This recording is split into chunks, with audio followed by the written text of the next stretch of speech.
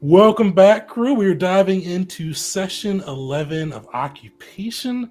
And the crew just got out of almost became a TPK like situation, we'll say, as they made their way into the world ship. A little bit of a recap: the crew is on the Retribution for Taris arc.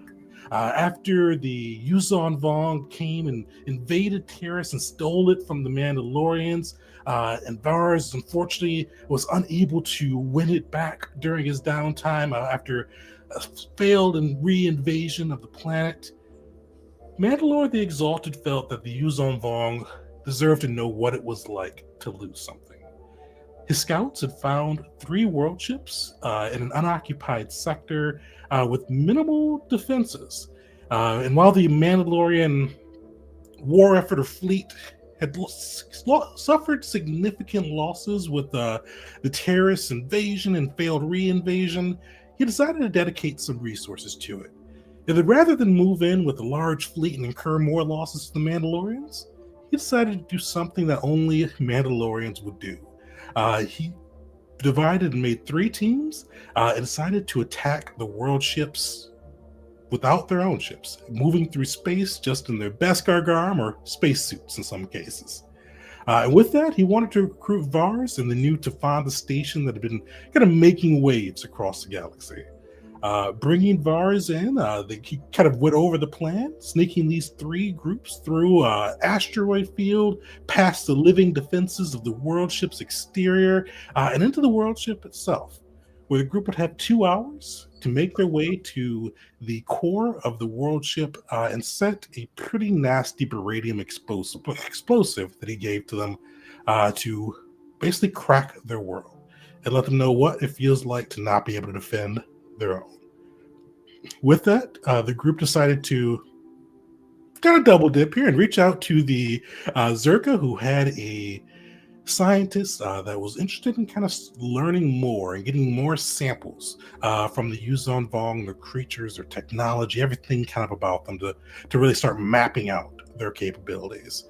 And the group decided to bring Dr. Veshnin along, an Athoriad scientist who at one time worked with the Gardener to help feed the galaxy, but it had gone dark for a little bit.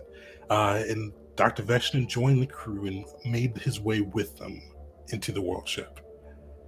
But during their time, the group was kind of moving through and got to see some of the Yuzon Vong culture, but failed to notice they had been watched and went into a room and had his trap sprung upon them. And with that, the group put in one of their for this group, probably the most dire battle they had been into. Var is probably your second most dire battle compared to the Water of Kashyyyk, where you guys literally 3 HP by the skin of your noses kind of made it through. But this one was nearly as bad, and unfortunately it did end with the loss of C4, the Zerka droid that had tried to captivate the galaxy while enriching himself, had fallen in the fight, and fallen in kind of an unusual way, with the lightning of an ally taking out some of the Vong, but catching him in the crosshairs as well. With that, the group kind of finished the bloody battle with many of them being knocked unconscious, bleeding from multiple wounds. Dr. Veshnin literally just surviving by the one death saving throw. Either way, he would have lived or died, but he was able to make it through.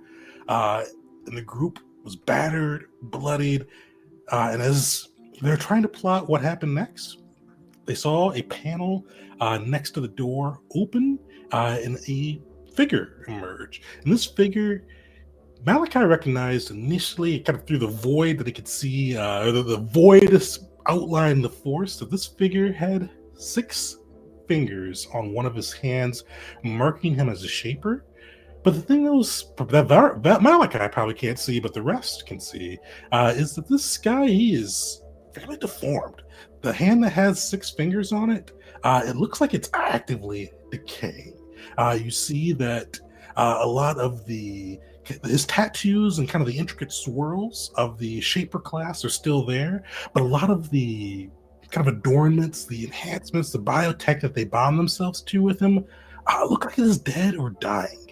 His face is paler than any of the Vongs you've seen before. Almost has a rancid air around him. But he did as when he kind of came in, he said in pretty broken basic, "Come if you won't live." And the group, after kind of trying to read his body language, decided that he didn't seem to have a malicious aura around him, and decided to follow him through this passage that he kind of ran his decrepit finger across and opened within the bioship and closed behind you, Al. And with, I think it was Vars or Val, taking the remains of C4 upon their back as the group fled away. Before we get going, does anybody have any questions? I do. Are you going to be voicing the doctor? Oh no, yeah, you could take over the doctor. I sent you some notes on him. Biggest thing on that is he's kind of what we've seen so far. He's definitely a doctor that's not used to being out in the field. He's more accustomed to a controlled Zerka lab Ithorian, so he has quite a bit of reason to hate the Yuzon Vong after what they did to Ethor. Yeah, he's a doctor. He's a scientist. Second question. What are his tech powers? So I can pick out 3 he doesn't have. No worries. Let me. So yeah, you get 3 additional from either 1 to level 1 through 3. And let me see what his tech powers are. So you've got tactical advantage for basically haste, Koto Cloud. He's got a couple of at wills, acid splash, electroshock, poison spray. Level 1, he's got Koto Pack, Overload, and Stack the Deck.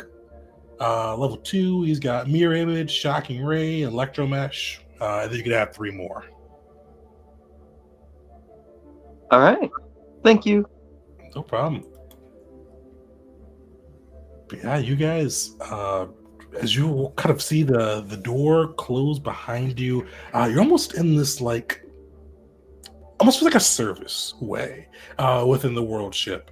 You feel the walls, you kind of heard the rhythmic breathing before, but now you can kind of see the walls pulse around you, kind of contracting and expanding. And it's not super wide. Vars, your arms may be bumping the sides, like how it's fairly narrow throughout it.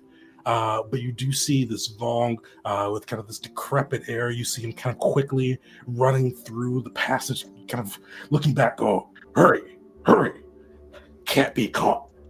You kind of see him poke his finger into his ear. They will kill you, and we can't do. Come. And you kind of see him scurry through this passageway. What, if anything, do you guys do as you as he heads off? In this very quick moment of reprieve, I'm definitely going to seethe if I can. I kind of look at the remains on the back of whomever picked them up, Vars or Val. I think was it Val? It was one of the two. I think it was Val. Either way, I look at the remains of C4 and I just go, stupid droid.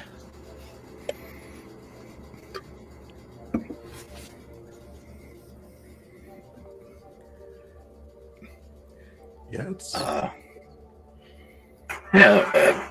hell?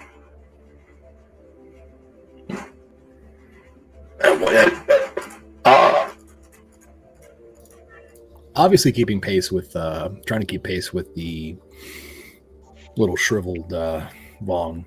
Vars is gonna just look back and just be like, and just say, Look, I don't know why you're calling him stupid. He was self-interested. He was kind of stupid, but he didn't deserve that. You misunderstand my meaning. And it wasn't intentional, believe it or not. I believe you only because I don't think you would lie about it. I have no reason to lie. And neither does this Vong, apparently. What does he look like? I can't see anything. He looks old and wrong. He looks misshapen, I think. That's kind of a pun, isn't it? Never mind. He doesn't look right. Like his arms are kind of, I don't know, decaying, mangled, mutated. It's hard to. I want to get a better look. I sense no hostility from him, but from what I can see, he is a shaper. So be careful. Honestly, if they wanted us dead, they probably could have just sent 3 or 4 more Vong, and that would have done the trick. That's fair. But regardless, we're in a very precarious situation. And you see some of the wounds on Malachi kind of close on themselves, but he's still bleeding pretty bad. As you guys kind of walk through and have like the hushed conversation, you hear kind of from the front, like a little kind of once again you see him run like his decrepit hand like over through like almost you get a little bit of a look, almost seems like he pokes one of his fingers into the flesh of the ship and kind of runs down, and you see the kind of 2 sides exposed, and you kind of see the kind of separate from each other, and you come into this little chamber. You guys have been walking probably about for 10 minutes or so, kind of walking through as you guys are kind of running through like almost the veins of the ship, like service areas where you'd expect to see people that are working maintenance or working kind of keeping the ship alive versus seeing like the warriors or the officers coming through. It's almost more the servants' quarters. It's probably a good way to put it. But you guys come through these little shafts, these little servants' quarters, and into like this little area. It's probably like 20 feet around, or 20 feet all around, like a square feet in there. It's not huge. It's like almost like this little, what you think is like a room. You see like a spot where there's like this little bed in the area, but the thing that probably gleams you out or kind of makes it a little bit weird is it has like a pretty like chemical like smell.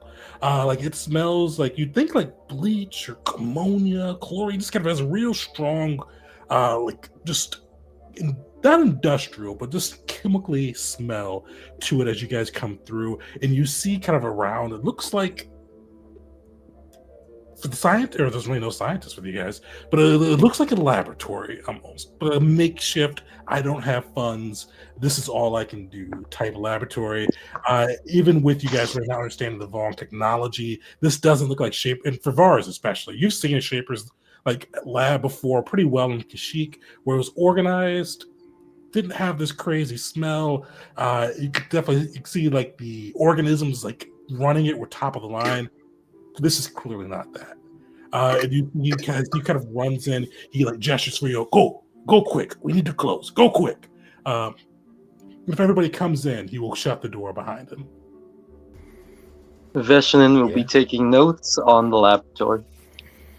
Fair. Yeah. Barzal, who has C4? That'll actually matter a little bit. I'm pretty sure Val didn't grab him. Okay. I did. Yeah. Bars did. So Bars, as you come in and like the rest of the group, he shuts the door. He goes, "Abomination! Why you bring that abomination here? You're blasphemous against the gods." Well, this abomination was a colleague.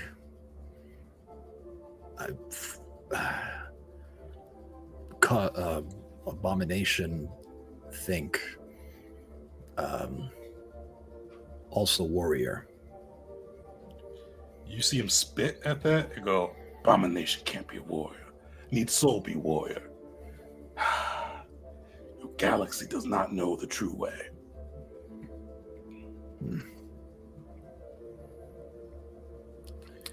You can see with that, Barzal. Go ahead. No.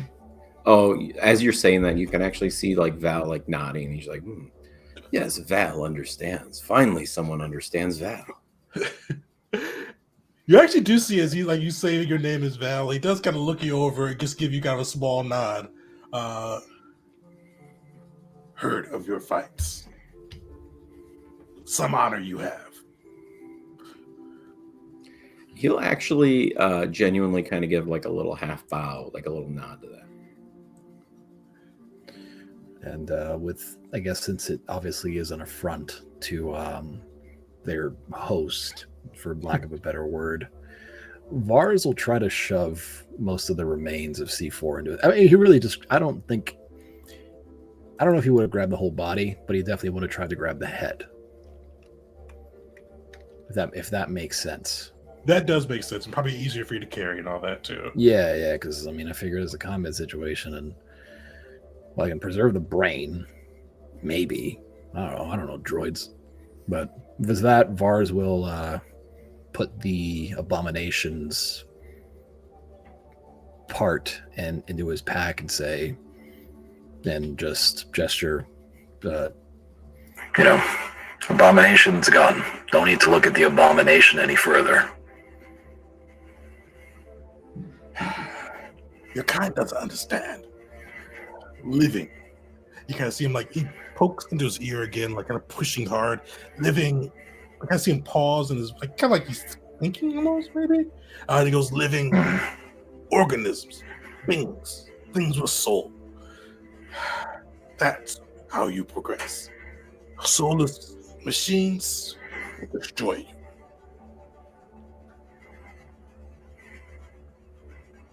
Bars will look him up and down, and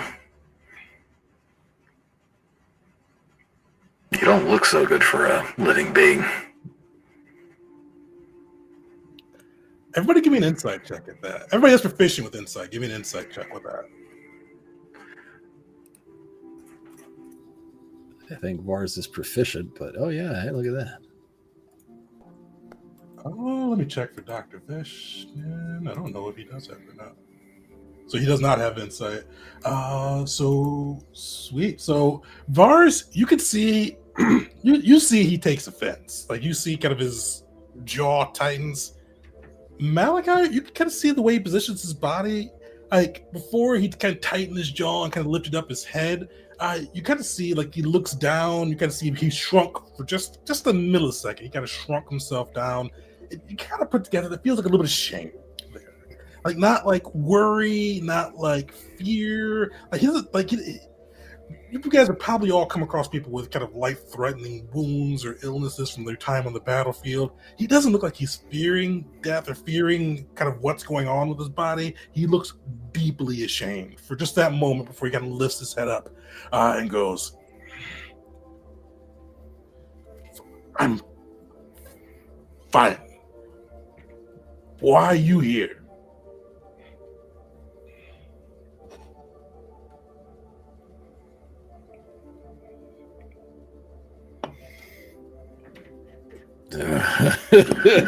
Malachi will definitely be looking at Vars because this is your mission, boy.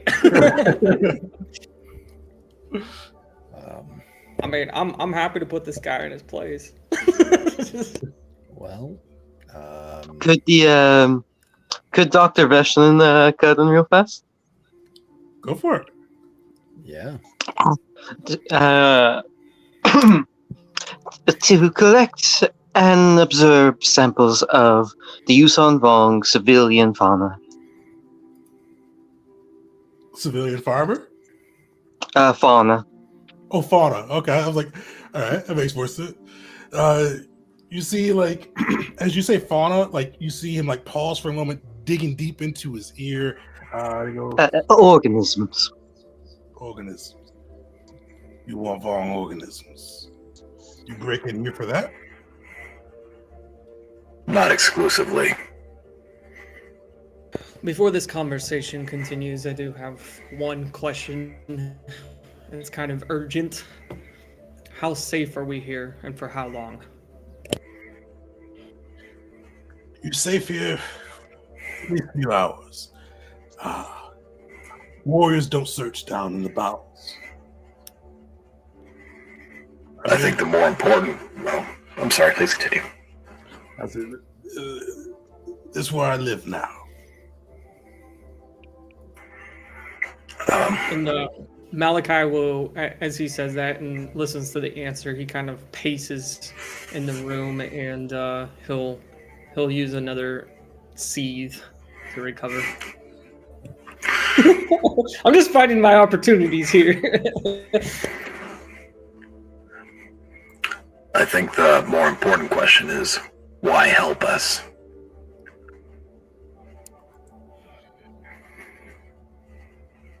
I need help. You got a list of our somewhat good warriors. You would have died without me. You owe me. I need help. You want to collect fauna? Let's say I believe you. I can get you samples, but I need you help to get. With what? You kind of see like he flexes his right hand, kind of the 6 fingers, like you could see like he's focusing kind of to move them, and they're moving sluggishly. Some of them not really moving at all. This was done to me. Not. They say it was the gods. They say I became a shamed one. I'm not shamed. This was done by others who think that they were great. I need your help to prove that they lie, and that they are not great, and that the gods do not hate me.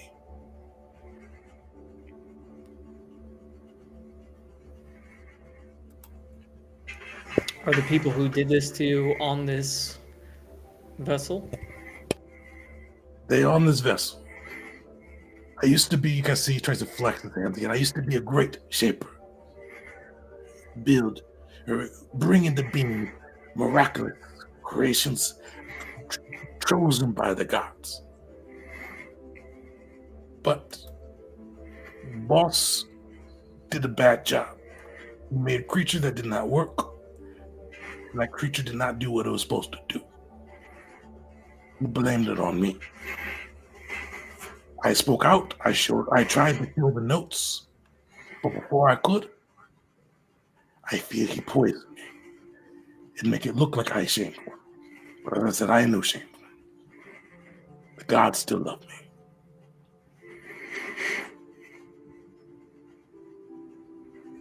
So what do you want us to do? We have Shaper, I see him poking his ears again, biome within the world ship. We shape creatures, we make weapons, we build tools. The poison he used that maybe looked like Shame One, he made in that lab. I can see him like trying to flex his fingers again. The only way to get in the lab is for your hand to work. My hand no work. Other way to get in the lab, I help you guys. I need you to get into the lab, give me a chance to pull the information I need, and then we can go our separate ways. I'm going to prove that he lied and that I'm not shameful.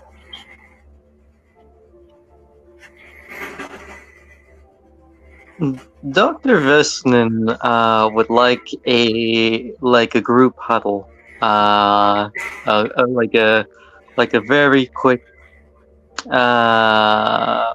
like speaking together about this guy here. You guys have to whisper because it's kind of it's like a sizable room, but it's not like it's like 20 feet square feet, like 4 squares. But you guys kind of huddle together, kind of like really kind of keep the space away from them. Of course.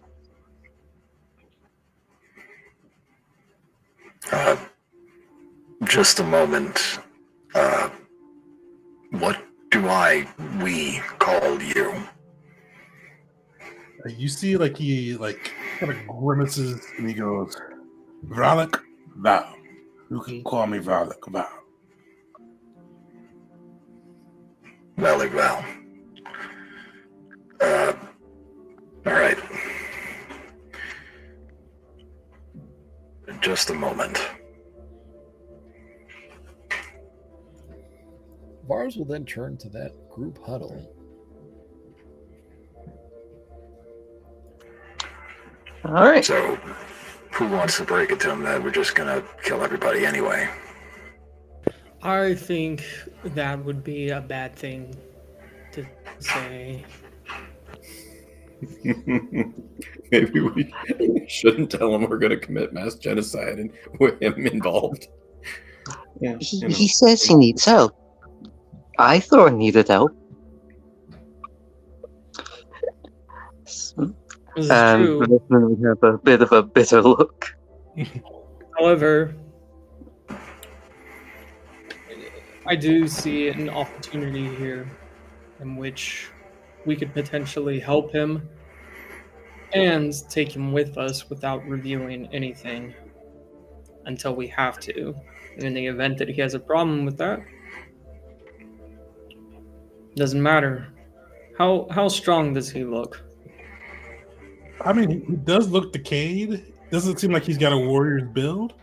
But you do know the Shapers are fairly tricky.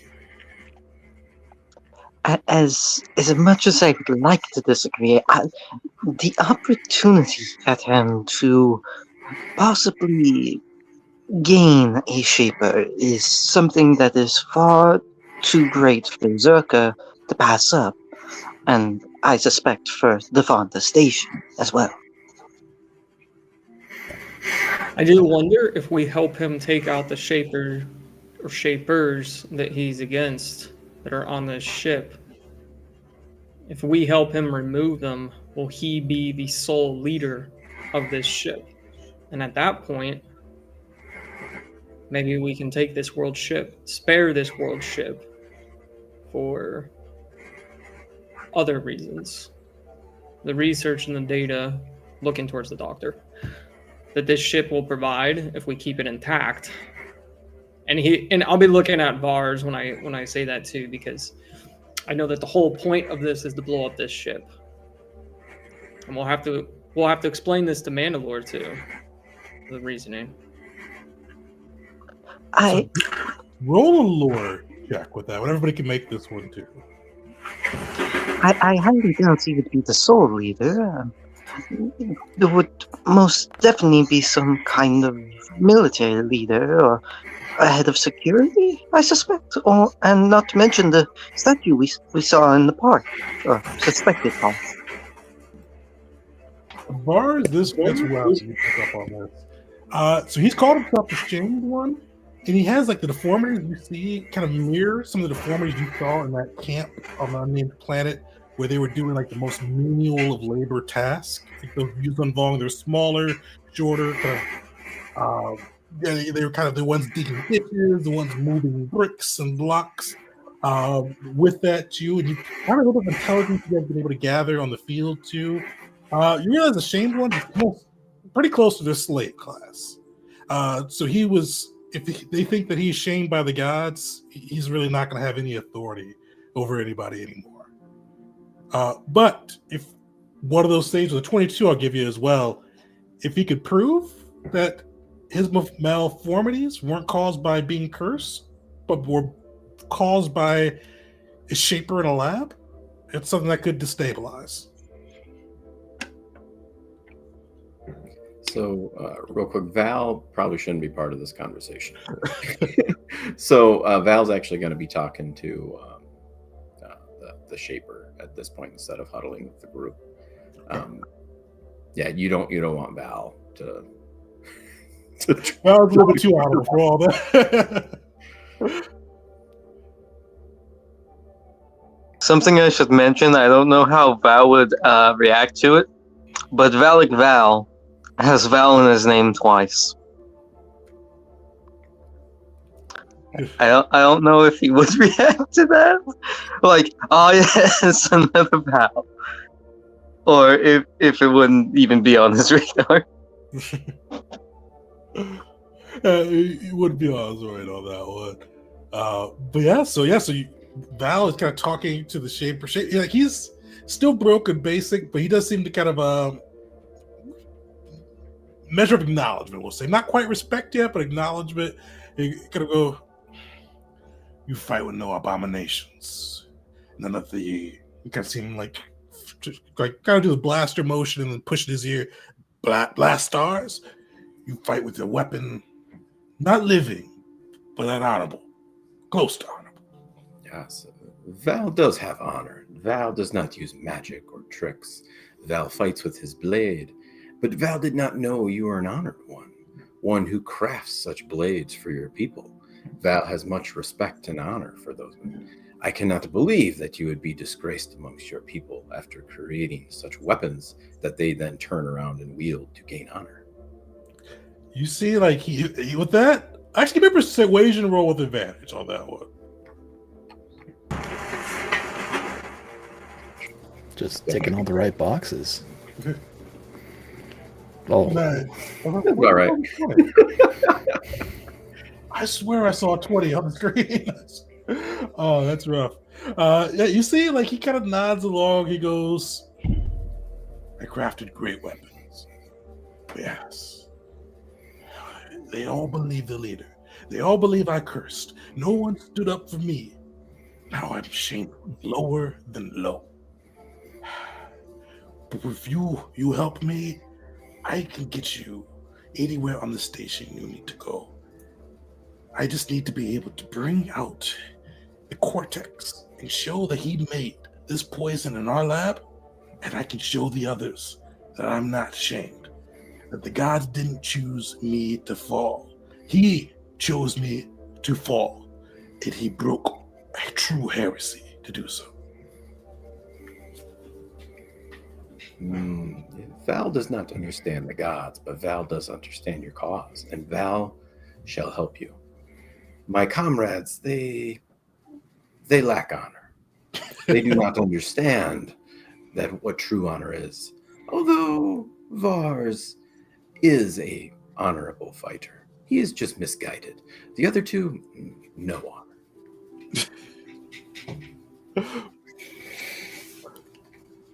But Val shall help. Val shall. Malachi will look to Vars. So, ultimately, this is your mission here, along with Mandalore. But maybe we play it by ear. One thing I would say, unless you guys get Mandalorian reinforcements, like this thing is like it's space station size. Like it's massive. It would be for the four of you guys to hold it forever. Near impossible. Yeah, I think you had mentioned that last session. I was a little, I didn't know the true size of this because map portions. While doing art, I was looking up reference pictures of Yuzong Vong, and I saw a picture of what the world ship actually looks like, or at least a rendition of it. God damn! We're not holding this one. It's a big old starfish. It's a big one. So, with that being said, Vars, we came here for one mission really only. The rest is, and I hear Val in the background, and I go, well, it looks like our plate has been added to, but we need to find this core, and we need to find this core without him realizing that we're here to destroy it. Or maybe he helps with that too. Yeah, but what are the chances? What are the chances that he's okay with us just killing a world ship and however many civilians are on here, which would actually be a question that I'd be interested in knowing. Because with two world ships presumably down, we have no idea what's going on at the others. With two world ships down, is that enough retribution for Taris? And I say that in a very conniving way. I didn't say that the way that I wanted to, but I kind of say it with an urging of, let's commit war crimes. If I may, though it's a despicable act, we could possibly, if he was truly poisoned, we could somehow modify the records and make it seem that he is a shamed one, as he says. So that way, he would want to escape this place. He would want to flee rather than stay. It's just that's really. I think you're both thinking a little bit small here. What we want is this poison for ourselves. That was what I was going to say next, depending on your answer to the core. But I couldn't agree more. And Doctor, I'm actually going to talk to the GM on this one. I think maybe we're a little bit confused. Okay, so he already is tagged as a shamed one, right? Yeah, he's a shamed one. So he's. Okay, and so- you guys have seen other shamed ones even on board the station with kind of like one of the guy. I think the guy who cut his hand off had kind of the same deformities. So you see he's got his makeshift lab down here. You probably surmise this is probably the only way he's still been able to do shaper-like activities. He's kind of pilfering resources and kind of setting up his own thing. Doctor, maybe you're a little bit confused, but he's already ostracized. He might Yes, have a reason to join us, or he might not, but there's still a risk. He knew things that we didn't. He knew the corridors, and he could very well, if we tell him the true intentions of us, lead us down a hallway or a corridor, a breathing hallway or corridor that doesn't lead to a nice area like this. And I'll cast Seethe again. I see. And Vishnu will kind of look nervously around, realizing how truly out of his element he is. If that is an appropriate thing for him to do. While you guys are talking, the Shaper is still talking to Val. You kind of see him kind of still flexing his hand, and he goes, "You have honor, right?" Val. Yes, Val has honor. You here to pick fauna? Warrior here to pick flowers? Val has no interest in flowers. What interest you have? Yes, Val. Val and you can tell, like, Val is genuinely kind of stumbling over what to say here. Not deceptively, but Val just finally kind of sputters out. Val owes a debt, and a debt must be paid, even if the task is not one that gains honor. You guys see, he nods at that point and goes, "Debts must be paid." The best part is that I think it was established Val doesn't fully understand what we're doing here too.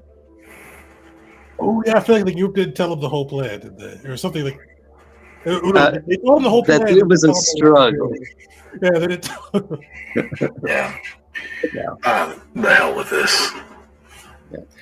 Out of character, I guess out of characters, kind of. I don't know if I've come across this way, but because Vars has saved Val in several fights, Val will not let Vars die because I owe Vars a debt. And if I've never said that as a character, just FYI. That's why I've gone back to save Vars twice. I have to be the one with the I helped. You were unconscious, but I helped. That's true. Yeah, I don't like Vars personally. Just that. Val isn't like. We'd have a beer with them, but you do owe him. I don't like any of you. One down, 3 more to go. Two more. I can't count. Well, with saying The hell with this. at the group huddle, Overhearing the bit of the exchange about like, oh, you're not really here to pick flowers. Vars is just gonna come out with it. We're not here not here for just flowers. We're here for retribution. Your kind have killed many civilians, many non-combatants. This is an attempt at even the field. And frankly, these people that ostracized you, lied, made up things about you, treated you like you're out of favor with your gods, but really you're just a victim of some egocentric leader that's gonna throw you in front of these problems. Maybe you want to help us. Maybe you want retribution. Roll me persuasion. Oh, sorry, I meant to cut you off. No, you're fine. All right. And not the worst I could have done. There you go. You see him nod, and you guys see like he nods along. His face like stern, but kind of like understanding. He does push in his ear at one of your statements, and he goes, "Civilians, non-combatants. What are those?" Ah, crap. Okay. This must be a culture thing. Not in our society, but there are those that do not do battle. There are some that just farm. Shameful. Maybe. True shameful. It is not seen as a shameful thing. It is a necessary thing for others. Every person has. Our societies are very different, but these people are not combatants, and they were treated. They were killed. Planets were lost. The doctor over here, his kind are, in a way, like you, who shape flora and fauna for the sake of it, not for battle, but for to make things, make more food. I don't know. I'm not a farmer. So Right, Val will Doc? kind of hold up his hand. It's close. And so Val will explain. Val understands. You see, Vars is misguided. And Val will go, Val killed his own father because his father deserved death and the honor of that death. But many have not earned honor yet because they have not given a chance. But how can you kill someone who has not had a chance to earn honor? They have not earned that death. Yet, the Yusong Vong have killed many who have never had a chance at honor. Where is the honor in that? And Val's connecting with the user of Vogue today. Because at Vars, he was just looking confused. And he's like, yes, they grow, but they can be part of the war. But he goes, that makes some sense. People deserve chance to find their own honor. Whether they grow food, whether or not, they deserve chance to find their own honor. I knew you were not coming to pick flowers. You want to blow up the station? They turn their backs on me. Fine. I only ask, you get me to Shaper's hut, let me get proof of the poison. I will show you the way to where you need to go. And just a bit of time for me to spread the news and evacuate myself. I need to show them that I am not shameful, that the Shaper lie, the gods love me. I tell people I leave. I may take some people with me to spread the story.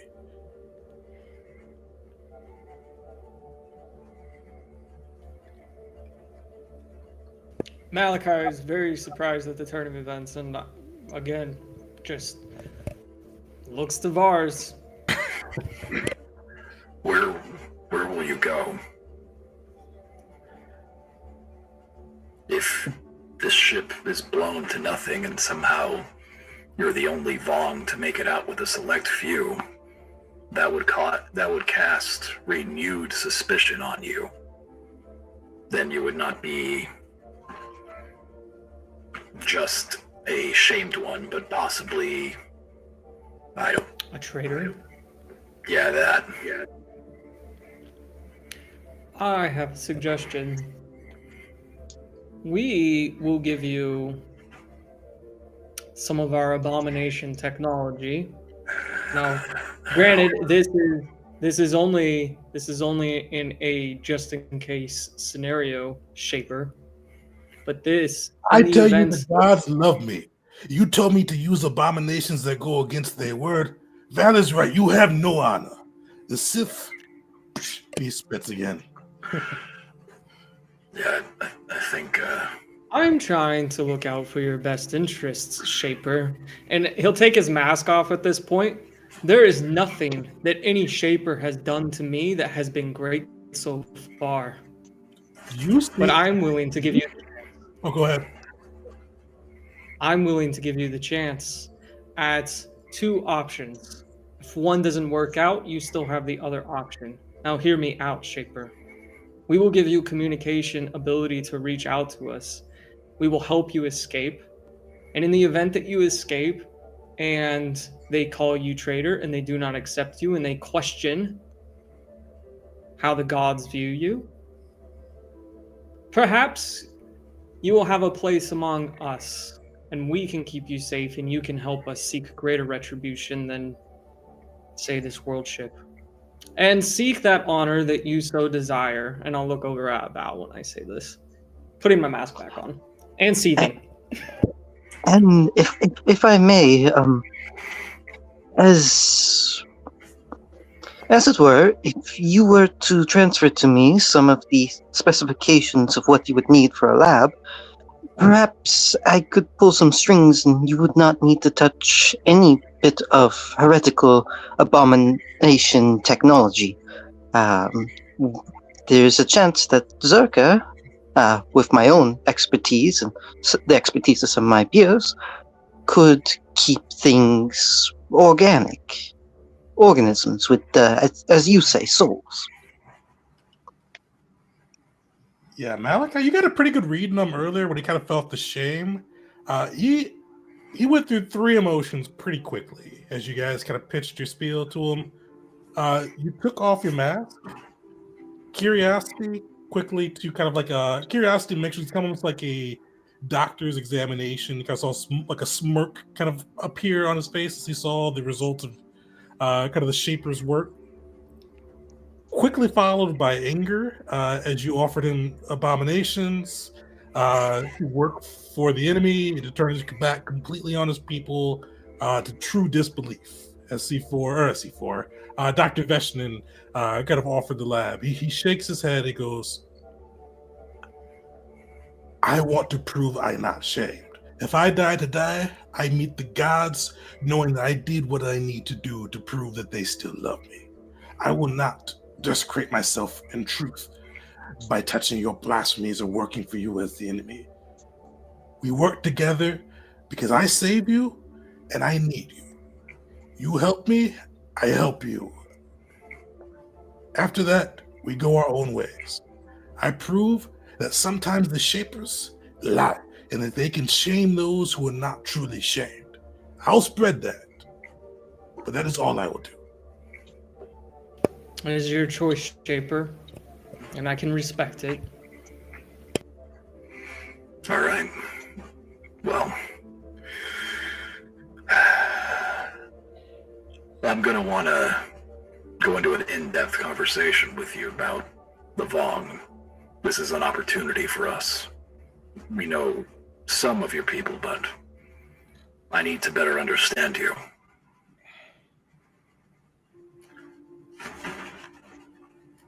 I want to treat that just like a fade to black sort of a thing. If wherever we're gonna end it, because it's just an opportunity to like, how do you guys work? What's your caste structure like? Are your gods living gods? What's that about? Essentially, just learning. Essentially, because Vars is taking this as an opportunity to like, great, we can actually get our dig some teeth into this. Because when the hell has anybody ever had a conversation with the Vong that wasn't, I'm gonna kill you and I'm gonna show you the way of our gods? Fair. And so he won't like so and he'll give you like a lot of and I'll go through the things you mentioned too. And he'll give you like a lot of like the cultural type things. Like if you ask like how Shapers shape or how the warriors operate their battle structure strategies and all that, he won't give you like no. Yeah, he wouldn't give you operational intel. He's still even though he's kind of like he's committing treason right now. He still has his loyalties. He just weighs his honor more than his people. I mean, here's a wild one. Where the hell did you come from? Why here? Yeah, so he'll answer all of those. So actually start with that one. Why here? He'll go. We traverse space between. I think I see him poking stars. No space between galaxies. We hundreds of years. We on these ships. You see ship. And I don't think I mentioned this session. I think I mentioned the other sessions. The ship looked discolored. They looked old. They looked like they were kind of run down. These ships carry our people across the galaxy. Our galaxy, we had war. The war ruined the galaxy, no longer livable. We had to find new home. So we gathered our people, and the gods gave our supreme overlord vision. Good galaxy, new home, covered with abominations, but we could show them the true way. So we come.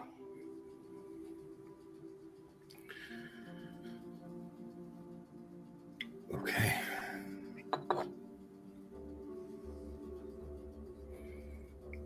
Vars is... Because as much as he would love to scrub the galaxy clean of Vong,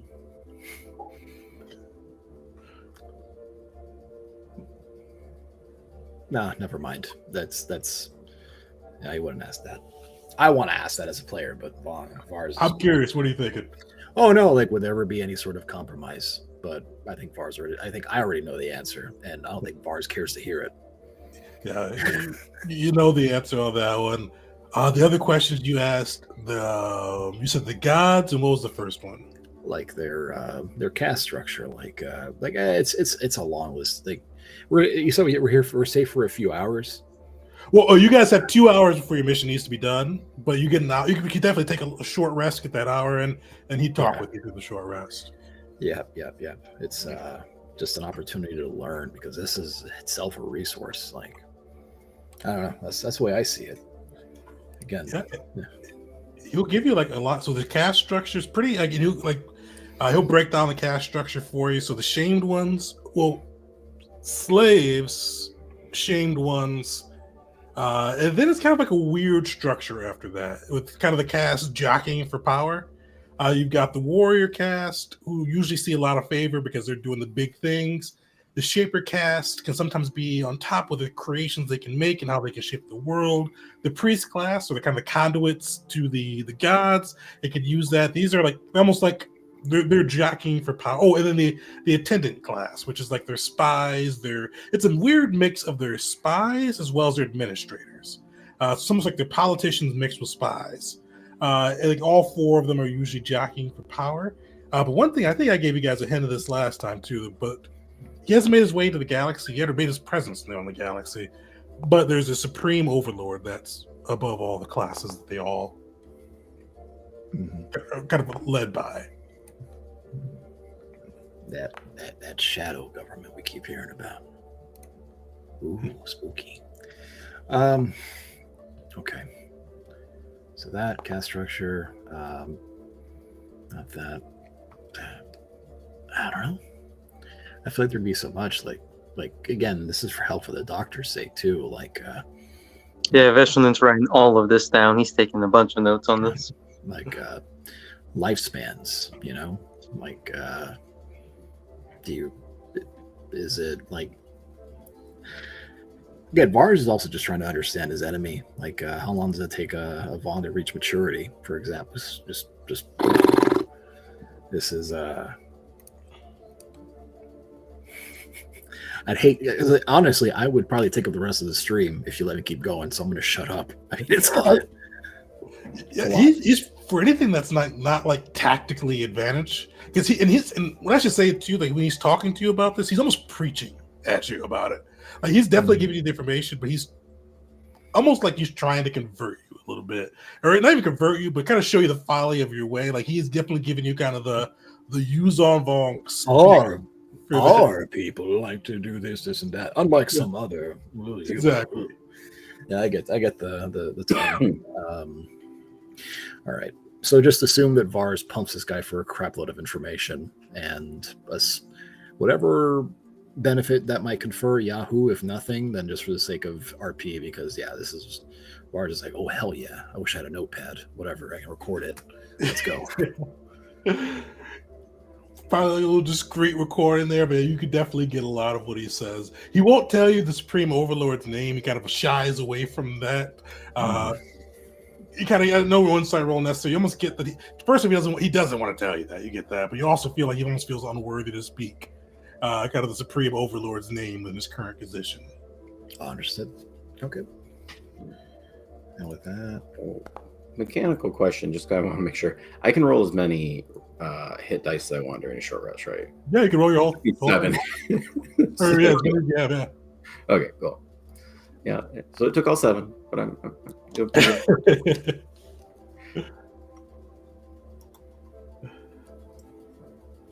Perfect. You guys are able to rest. Vars, you're able to pump in for some information. I got to learn more about the Yuzon Vong, their gods, their structures, all of this. And actually, he'll go into the shamed ones like a little bit. Actually, I'll give you a little bit of the shamed ones before we fade to black on that. But yeah, he'll talk about the shamed ones, like disgust, like evident in his voice. Disgust and a little bit of like self-loathing that people feel him and think he is one. But he goes, shamed ones cursed by the gods. Some people are born into shamed one class because their parents were shamed. Some people can win their way out. Great valor, great strength on the battlefield could sometimes elevate these shamed ones, but most shamed ones are shamed for life. For those who are born into it, that's one battle. But sometimes the gods show displeasure by twisting the gifts that they give you. We adorn ourselves to make ourselves more like the gods, and you kind of see him flex his fingers and kind of show off some of his other decayed now, but biomodifications to himself. We make ourselves look like the gods, and sometimes when those shamed, the gods take back the gifts.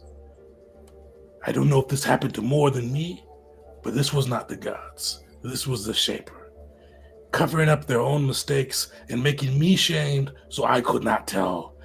No one listens to a shamed. When I told the leader of this vessel, I told everyone who would listen that Shaper was the one at fault.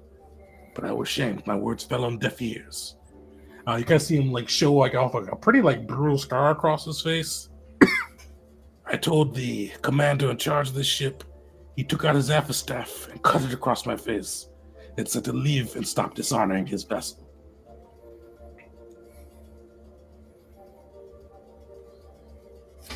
what? A victim of terrible ignorance. Would he have told us what his gods are? He would have. And you guys have come across some of them before. So Yun Yamaka is the god of war. Yun Yuzan is Yun Yuzan's like a weird god. Like he is like the god of gods, the king of the gods, but he like made like it's like a real weird religion. He made up the other gods by taking pieces of his flesh. Like, oh yeah, this kind of fits in with the Yuzan. And he disfigured himself and used those pieces that he cut off or did it something to make the other gods. So that's how you got Yun Yuzan. I'm blanking on his god's name. It's like Yun something for the god of shapers, but he'd tell you that and I'll figure it out. And that would be his kind of like his patron god.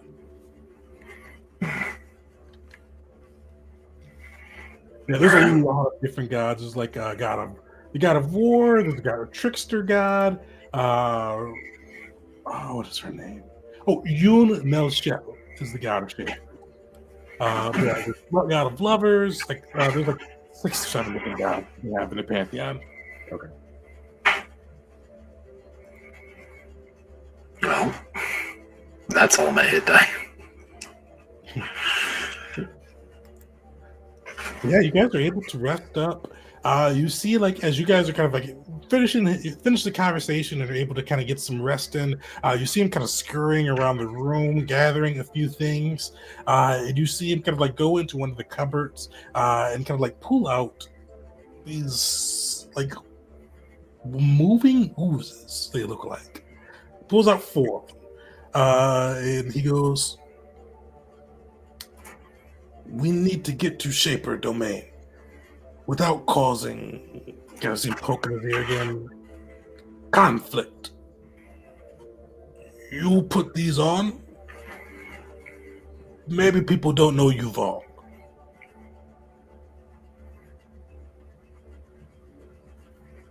Don't know we're not wrong. Yes.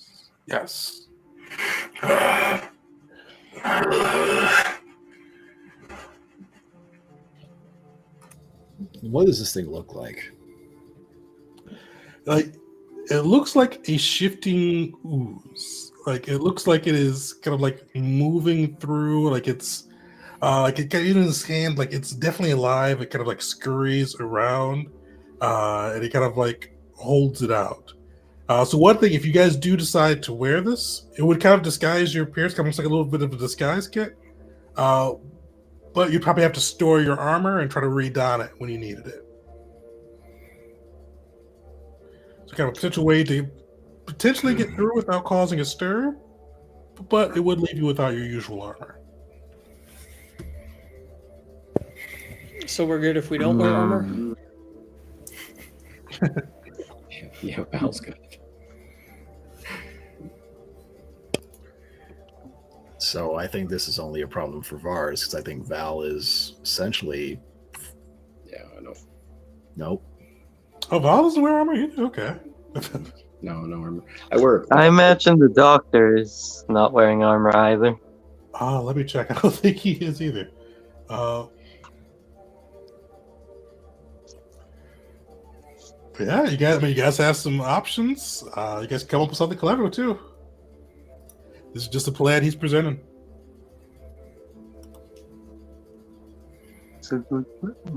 Yeah, the doctor does not have armor either, actually. I thought he had light armor, but no. Oh man. All right.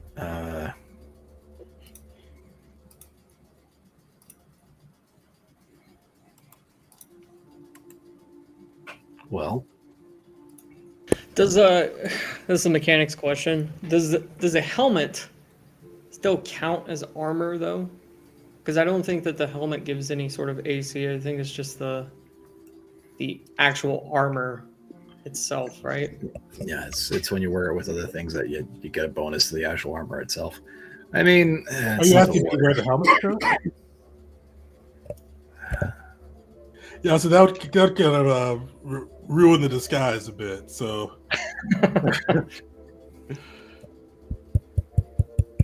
all right. Well, if he was going to kill us, he would have done it some other way. So Vars is going to essentially look at the weird shifting ooze and look at the rest of the crew, which is obviously not wearing any sort of substantial kind of anything of armor.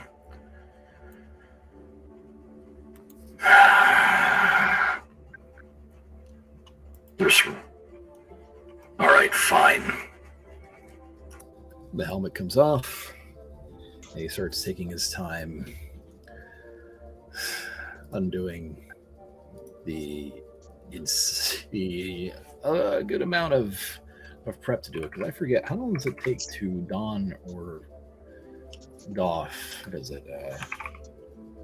oh, it depends. Like, everything has like a different time. Let me pull it up real quick. It's 10 minutes. Okay. I'm sorry, to put it on, it's 10. It takes 5 minutes to take off. All right. Hey, that's just his plan. You guys don't have to go with his plan. Well, Do we have alternative options? What do you think? Out of character, run and gun. no. this is just bars, just, hey, no helmet. So, look, I don't know. Frankly, apparently this ship can be used against us. We nearly died in a hallway with 4 of the most poorly put together Vaughn that I've ever had to fight in this entire conflict. And that's what nearly killed me. If we could make it to the blast point for this explosive without having to get into another fight, I'm all for it. Is there a place, potentially like this one, that we can stop in before this confrontation, before we reach the Shaper in this area that you want us to help you with? For us to kind of formulate our plan of entry. And so at least one of us can put their clothes back on. I couldn't find a hallway. One of the, you can see him put his hand in his ear again. He goes, one of the vessels, one of the veins of the ship, like we went through before. Okay. But there's not any guarantee that there are no shame ones, no shapers. None of the attendants may come through. Warriors don't like to walk through there, but some of the others do. All right. And do you have any more of those? You know about how they're worms. I do. You're going to see him pull out 4 kind of these little wiggling, like white centipede-like looking worms, like pincers and just like little crawly legs. These let you know, understand Vong. You language of the Yuzon Vong. Would you be willing to provide one? We work together now. You can use these. Learn how true warriors fight, how true scholars learn. Is it permanent? No. You guys have probably seen some of these before. They usually have like a week lifespan. A week's not bad. No. All right. In it goes. Now with it. Malachi will take one and kind of hold it up like he's playing with his food for a second and just kind of go reach underneath his hood and put it to his ear. Dr. Veshlin will take... Sorry. Go ahead. No, go ahead. And Dr. Veshlin will take a lot of notes about the physiology about this before reluctantly and squeamishly letting it crawl inside his ear. Yeah, you guys all feel this little creature, like scurrying is a bad word for it. Like you feel it moving through and you feel like its pincer legs like in the canal of your ear going deeper and deeper, kind of pushing through and past and sliding through your eardrum. And like you probably, like you've had a bug in your ear before, everybody's had a bug kind of get in their ear and it feels creepy. But this one, like it feels like you feel that creepiness mixed with like little pincers. Like you feel like its pincers kind of poking into your ears. Like even like you probably see like a little bit of blood trail out as it goes in. You feel a pop. And then like when next time somebody talks, you kind of hear a little voice in your head. And like somebody says something in basic, you see him, like you hear it in Yuzon Vong in your head. And you also hear kind of like roughly how to say it. But it's like kind of having like a Rosetta Stone a little bit. Because you hear it, you could know how to somewhat pronounce it, but you've heard our friends' English, or basic, I should say. It may not be the best, but somebody with a little bit of charm could put the spin on it. Okay. Mo.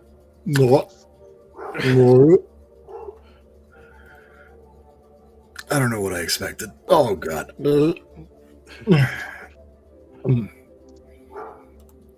Okay. Hey. And with that, too, he'll hand out the I'm gonna butcher this, the Uglith mascaras, which kind of like disguise your appearance. They give you kind of like and you've probably seen Vong in some of the like what are they called? It's space fights. So if they're outside within deep space without their ships, you've seen them use these before. They kind of like cling tightly to your skin, or even environments with like extreme weather types, whether it be extreme heat, extreme cold. They usually wear these to kind of keep themselves protected from the elements. And as you guys put those ones on, everybody give me a Constitution saving throw.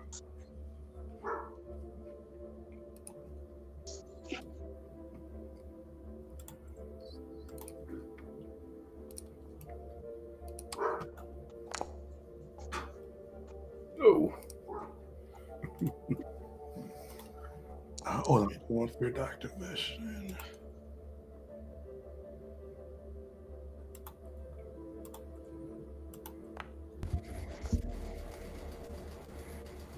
Yeah, so Vars, like, first off, for everybody, before we go into it, like, this is not a pleasant experience. Like, this thing, as he holds it out to you, like, climbs up your skin, and like, you feel like little, not barbs, but like, not tentacles, like proboscis, kind of like sticking into your skin as it climbs and unrolls itself across your body, just poking, like, it causes like not intense pain, but definitely like a significant source of pain as it crawls across your skin.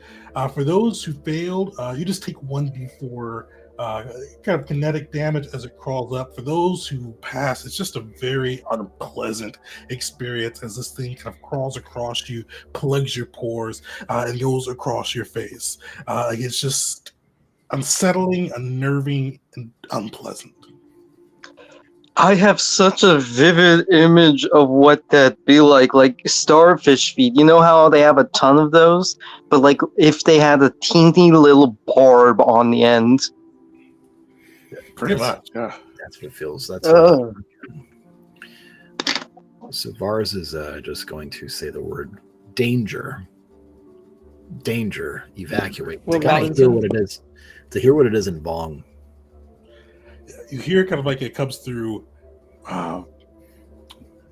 Actually, we'll just say, I'll forget what I said in a second. So we'll just say you hear it in danger and evacuate. Come through and use on Vong. It kind of gives you some chances to kind of test it out as well. Okay. Give me an intelligence save. You see how well you can like kind of map out this wording with your practicing. Okay. I hooked on Vong Phonics did not work for me. Still a viable strategy, but yeah, you didn't really. You're trying it. You kind of see the user on Vong, Ralik, look at you and go, "Listen, worm, it tell you right." Okay. I will keep trying. Sorry, finish. Go ahead. No, I'm done. Go for it, man. So Val is gonna obviously failed, so he's gonna take a little damage, but he's gonna put the worm in. He's gonna put this on. You can tell he's kind of uncomfortable as it crawls across him, and then as it settles in, he's just gonna kind of go and say, "Val, actually, Val likes this honored one. You must craft Val weapons. Val appreciates this," and he kind of maybe stumbles over the word armor, and then he'll maybe try to repeat it in Yusong Vong back at the shaper. You see him nod and go, "This is the way true warriors survive in the outside, the deep space. This is how they survive without metal abominations." Yes, Val agrees. And then I'll point at like the spacesuit I was in, and I said, "Val was forced to endure abomination." That is a good word. Val agreed. Yeah, these are pretty much spacesuits for the group. So if you did want to kind of leave your spacesuit behind, you would be able to. And actually, he'll tell you this piece too. It goes, they breathe in space 2 hours. Give you enough time to breathe. If you have other creatures with you, you can extend their breath. But these, unfortunately, I had to make these in my lab.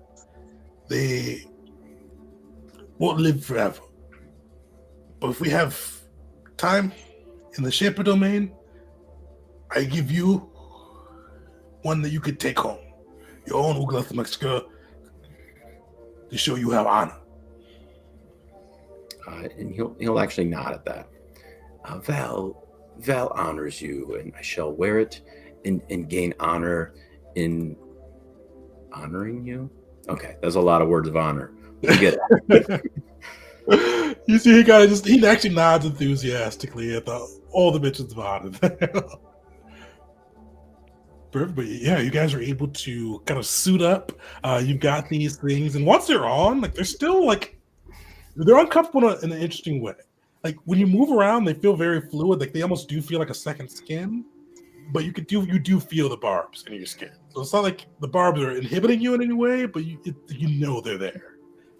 It's like if you bit like the bottom of your cheek, where like you can move your cheek, you do everything fine, but you know it's there and it's bugged you. Yes. That's a constant feat. Oh my god. This is like the worst, most uncomfortable thing to imagine.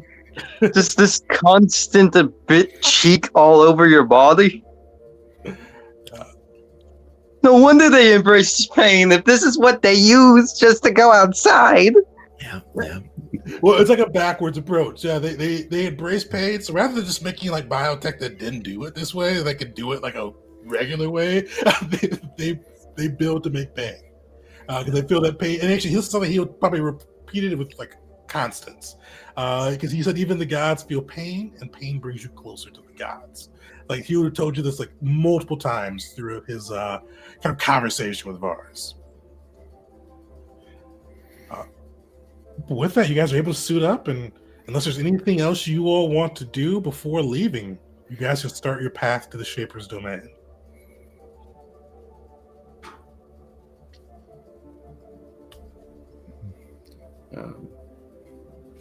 Yeah. So Val is just going to use a why not? I got it. Lasts for an hour. I'll just do a Dextin, kind of right as before we head out. So for the next hour, I'll have +2 Dex.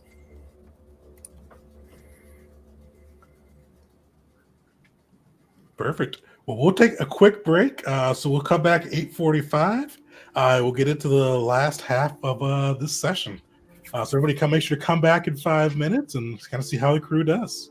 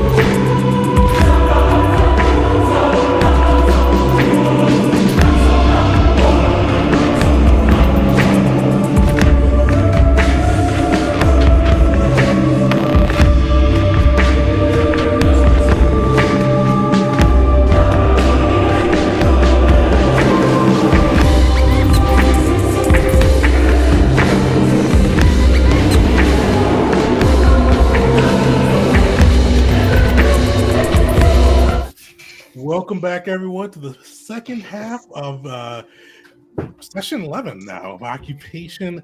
The crew survived their ordeal with the ambush by the Yuzon Bong and met a new shaper named Vralik, who they were able to hide out in his little hovel of a home and learned that he had been poisoned, as he claimed, and now his ashamed one is trying to regain his status, and hired the group after saving, or kind of said that the group owed him after him saving them, providing them a spot to patch their wounds, and wanted them to break him into the Shaper domain so he could find the poison and clear his name. And the Shaper was even fine with them blowing up the station after they left, as long as he had time to get his way out and tell people that he was cleared and evacuate a few people. But with that, the group put on their Oogloth mascaras, and after a deeply unpleasant ordeal, that's where we are. So you see, as he kind of like gets ready to go, and you see him bring out this Kofi blade as well. That you've seen some of the Chazraks carry this like kind of living blade, but typically kind of carried by like the lesser classes. And you see him kind of tuck it into his band, and he goes, "Now, we must go, and we must go quickly without drawing undue attention. You have the Tizzle, but you now speak Vong the best. So you got to be careful what you say and try to move on. We go there, you all will have to do the talking," and you kind of see him flex his hand. "Fortunately, the Oogloth mascaras will not attach to me because they think I'm shamed. And with me being a shamed one, the warriors will not talk to me. They must think that I'm your servant." Question, Tegan. During that short rest and all that history and stuff that Bars was asking about and whatnot, would he have also, handing out these disguises, told us kind of what are the proper phrases to kind of say, like maybe greetings to the Vong as we encounter them, to not draw attention to ourselves? Yeah, he would have told you the greetings, and the biggest one he would tell you, because you guys kind of have like warrior style kind of mascaras on. He said he tried to get away without talking as much as you can, but the warriors, when they're not on a battlefield, usually greet each other by kind of snapping their arms to either side, and he'd kind of recommend doing that. Especially towards people that look more scarred or bigger, or like their armor looks like it has additions, or especially if it looks like they've had like things grafted onto them as well, like living capes or things like that, because those are usually the higher ranking ones. Though he mentioned that there wouldn't be too many kind of high ranking on the ship, because most of the warriors, it's either the new or the old. Most of the warriors want to be at the battlefields. Okay, so hands to the chest like this, an acknowledgement, but no phrases like, I don't know, "Long live the gods" or something like this. He says, "Say glory to Yunyamaka if you see another warrior," but he does say that talking will bring a risk. Okay, got it. Cool. All right. Let's do this. Perfect. So, real quick, Tegan, can I use Vitality Shield? yeah, that doesn't like make any like aura or emanation, does it? It just makes Malachi squeal internally with a little bit of pain, because I take true damage. I think it is. Yeah, true damage. Yeah, true damage. But it gives me whatever damage I take, I get 2 times the amount as temp HP. Yeah, you've got time, so go for it. Okay. Cool. Let's roll that. And I'm going to bump that up 1 level, so I'm going to roll an additional 1d8. I meant to bump that up to level 3. Oh, that reminds me. Malachi, I highly recommend Force Casting Specialist as a feat whenever you can grab one next. Because Okay. one of its abilities allows you to maximize a die that... Oh, sorry. Nice. Yeah, definitely talk to me after this. Okay, so 17 times 2 is what, guys? 34? Yeah. So I take 17 true damage and then 34 temp HP. Nice. Well, as you guys, as initially Varlik kind of leads you out back through kind of these veins or the hidden passageways within the ship, he does kind of lead you into more bustling area. And you see kind of like, actually, everybody give me a perception check as you guys come out. Perception or insight, your choice.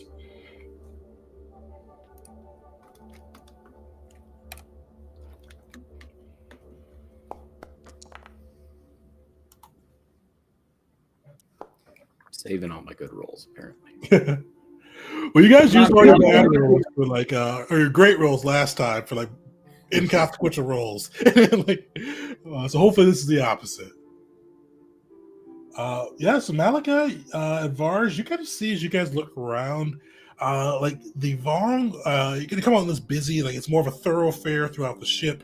You see a mixture of both the warrior cast, the shaper cast, the priest, and with the warrior cast kind of moving quickly, kind of like almost like they're not searching, but they're still on high alert about after the hour, because basically you guys came into the ship, explosions, gunfights. They are searching the ship for signs of where these invaders have went, and like, they are definitely on alert.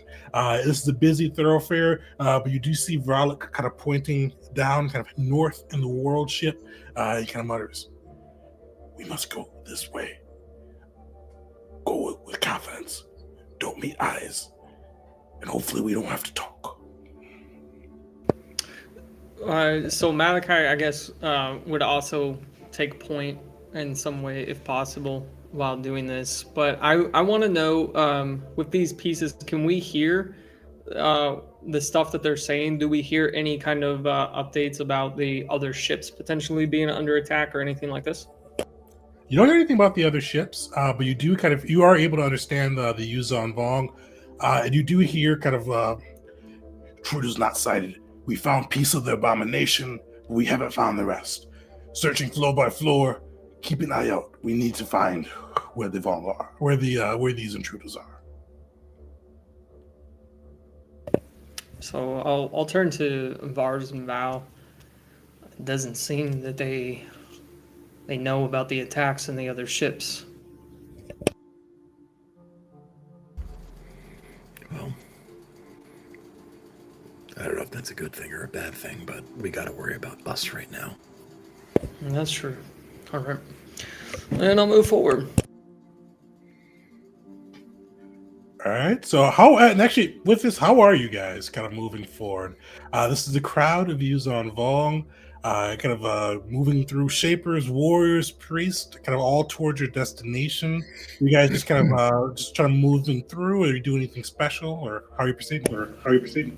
I would look at any other warriors like us, and kind of mirror, not too exact, but similar to kind of their body language, such as if they're coming towards other Vong that don't look like they're warriors, to kind of just be like, kind of hand signal, like move out of the way, but without saying anything. Kind of mirroring the other warriors that we see. That's what I would do. Okay. Yep. Just that and walking with your head held high like you belong. Yeah. I assume we're not like single file. Like, I assume everyone else kind of walks in clusters? I thought we were holding hands. I'm down to hold hands right now. You caught me in a good mood. I guess this is a details question, but would we know if there's kind of a pecking order when it comes to how we stand next to each other? Example, the person of lesser rank stands to the left versus the right, or would the shaper be all the way in the back, and the four of us might be like two, and then the shaper behind us? Well, the shaper is going to trail behind you guys because it's a shamed one. Your mascaras, even with regular Vong, cover up their scarring, kind of their status, and you guys don't have anything adorning the mascaras to indicate your status. So you guys look like warriors, but people really can't tell if you're kind of mid rank, low rank, but they can definitely tell you're not high rank because there's nothing really kind of designating, hey, this is somebody. Okay. Great. So we'll walk with confidence, a mild confidence. Yep. Spread staggered. Perfect. Give me performance checks as you guys go through. Ah, shit.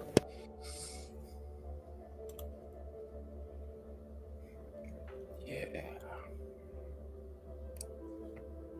I was saving my good roll for this right here. Here it is. Nice. -1. Apparently, Vars trips on a rock or something.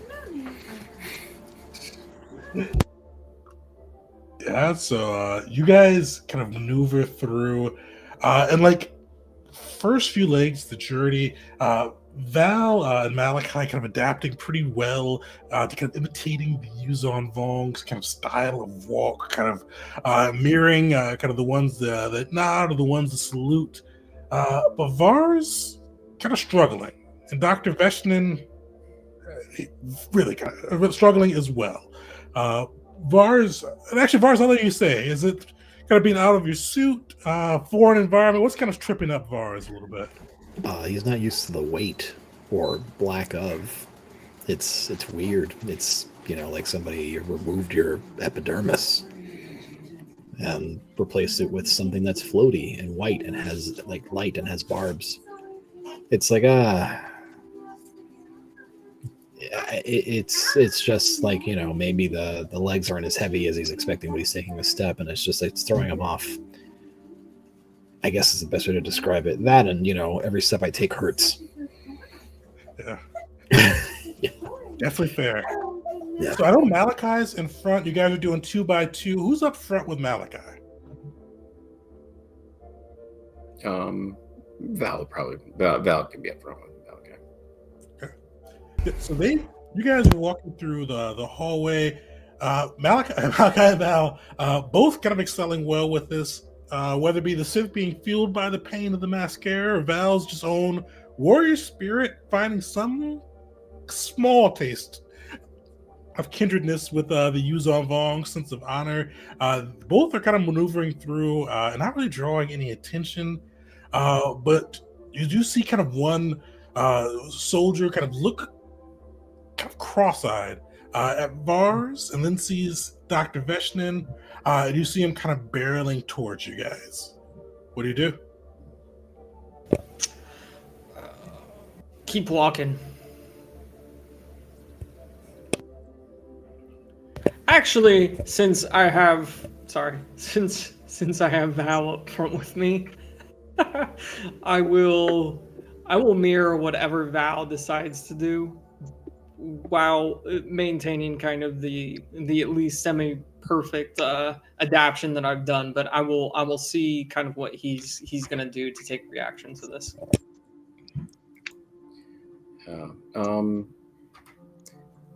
Yeah, so Val probably isn't even aware of what's going on. He is walking as if he thinks he is the greatest warrior on the ship, because he knows he's the greatest warrior on this ship. And so he's literally going to just keep walking and probably be oblivious to the fact that someone is coming at us. Well, we keep walking. Val, keep walking. And seriously, and if you guys can spot this warrior coming, they're not even looking at you two. You do Vars and Dr. Veshnin. You do hear the warrior go, "Hey, you there, stop." Dr. Veshnin will stop and do the quick salute. He goes, "Where are you from?" Actually, they're in Yuzon. They're speaking in Yuzon Vong with the Tizaworm, so they won't have the broken. So you guys have like this unpleasant sensation of a creature in your ear talking very quickly as he goes through and speaks in Yuzon Vong to you, translating it back to basic. He basically goes, "Where are you? Where's your post at? We need everyone on station. I don't recognize you two." We're coming from 2 floors down. The intruders are said to have been in one of the main rooms above us, and we're going to reinforce. Why are you moving to this location? What'd you say? Why aren't you moving to this location? You give me a deception check.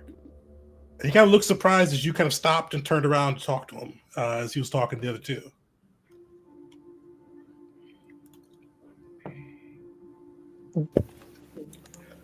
Do we have any inspiration? You do? Yeah, we do. How many do we have, though? What tab is it? You had 2 to start the session. I gave you guys 2 earlier in the day, so you're 4. Some of your interactions with Vralik earlier were pretty cool. It's up to you guys. I'm pretty good at deception. That was just a really bad roll. Burn. Yeah, go for it. Yeah. Okay. I mean, what are the? This conversation doesn't get better if you fail. So. Oof. He goes, I have not heard any reports of the intruders being spotted. Where did you find this? Well, apparently it hasn't been communicated to this level, but if you want to, you can come with us. What the fuck? You see he nods. Fair. Hey. And you see he points to 2 other warriors. You, with us. These warriors have spotted intruders. Let's go and see if they found them. And then the 3 warriors kind of follow with 2 of them behind you and the other one kind of right lockstep, and the one that kind of initially spoke to you lockstep and kind of eyeing you. He goes, 2 levels up. 2 levels up. You kind of see he looks and kind of as he starts walking and sees the entire crew following, and you see him spit and go, shamed one? You bring a shamed one with you? What is he here for? The shamed one has offered his assistance, and seeing how he performs might earn him a better status. Give me a deception check again, this time with disadvantage, unfortunately.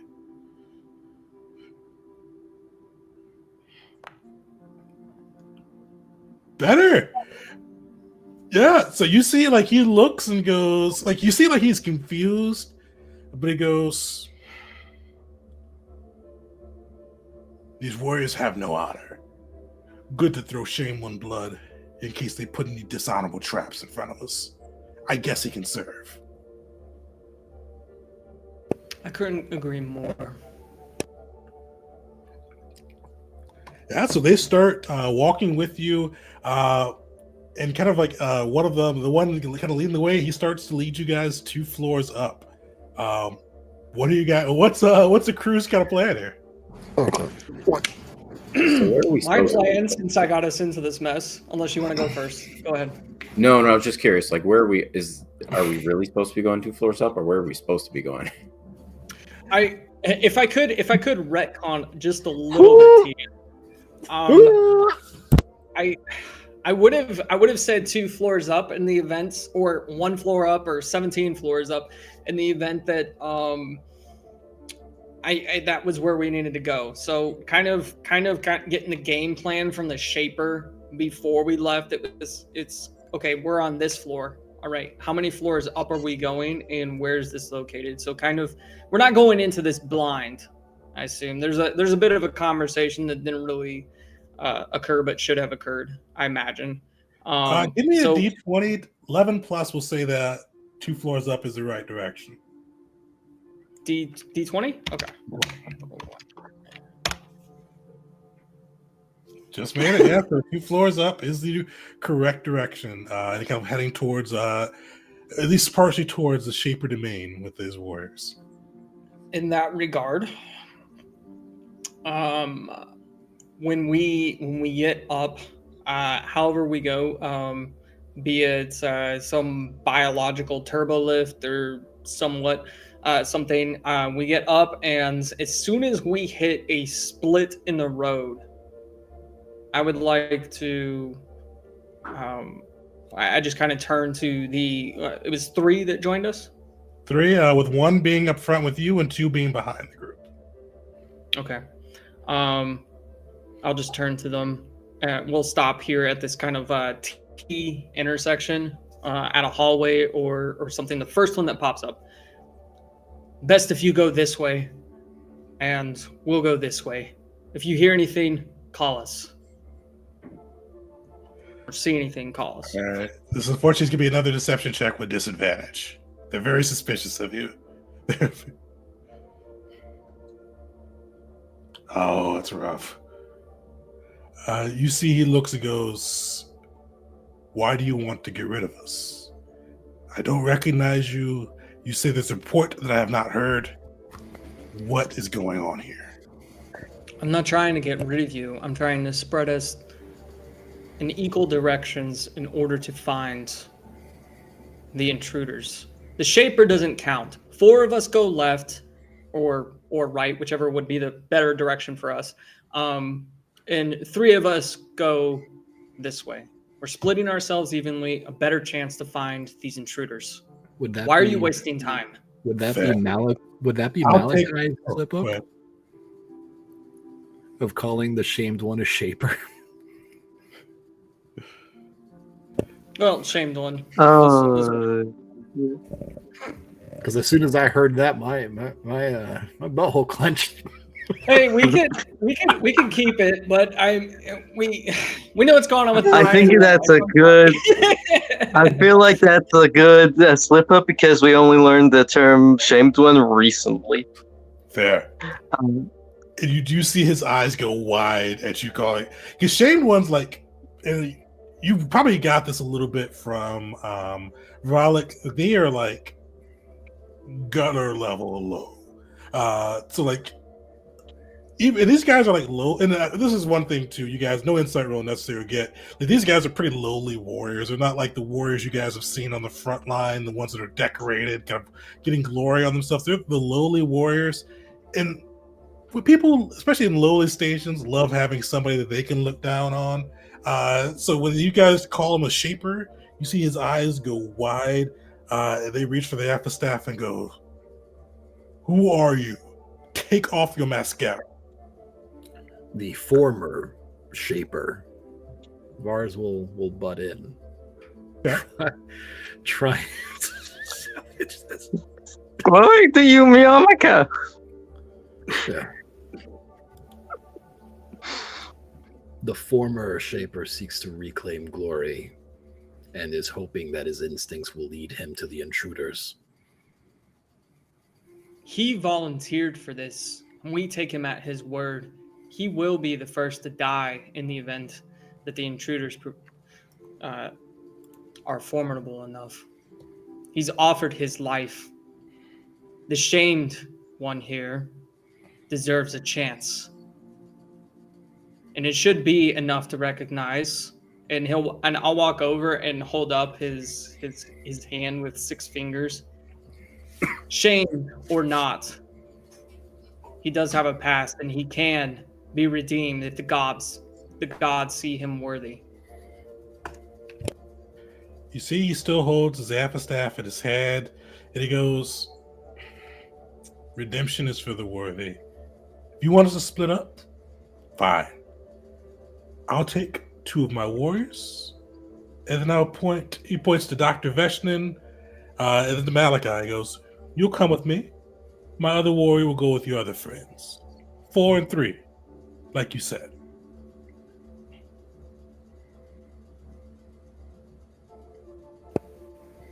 I look to Vars.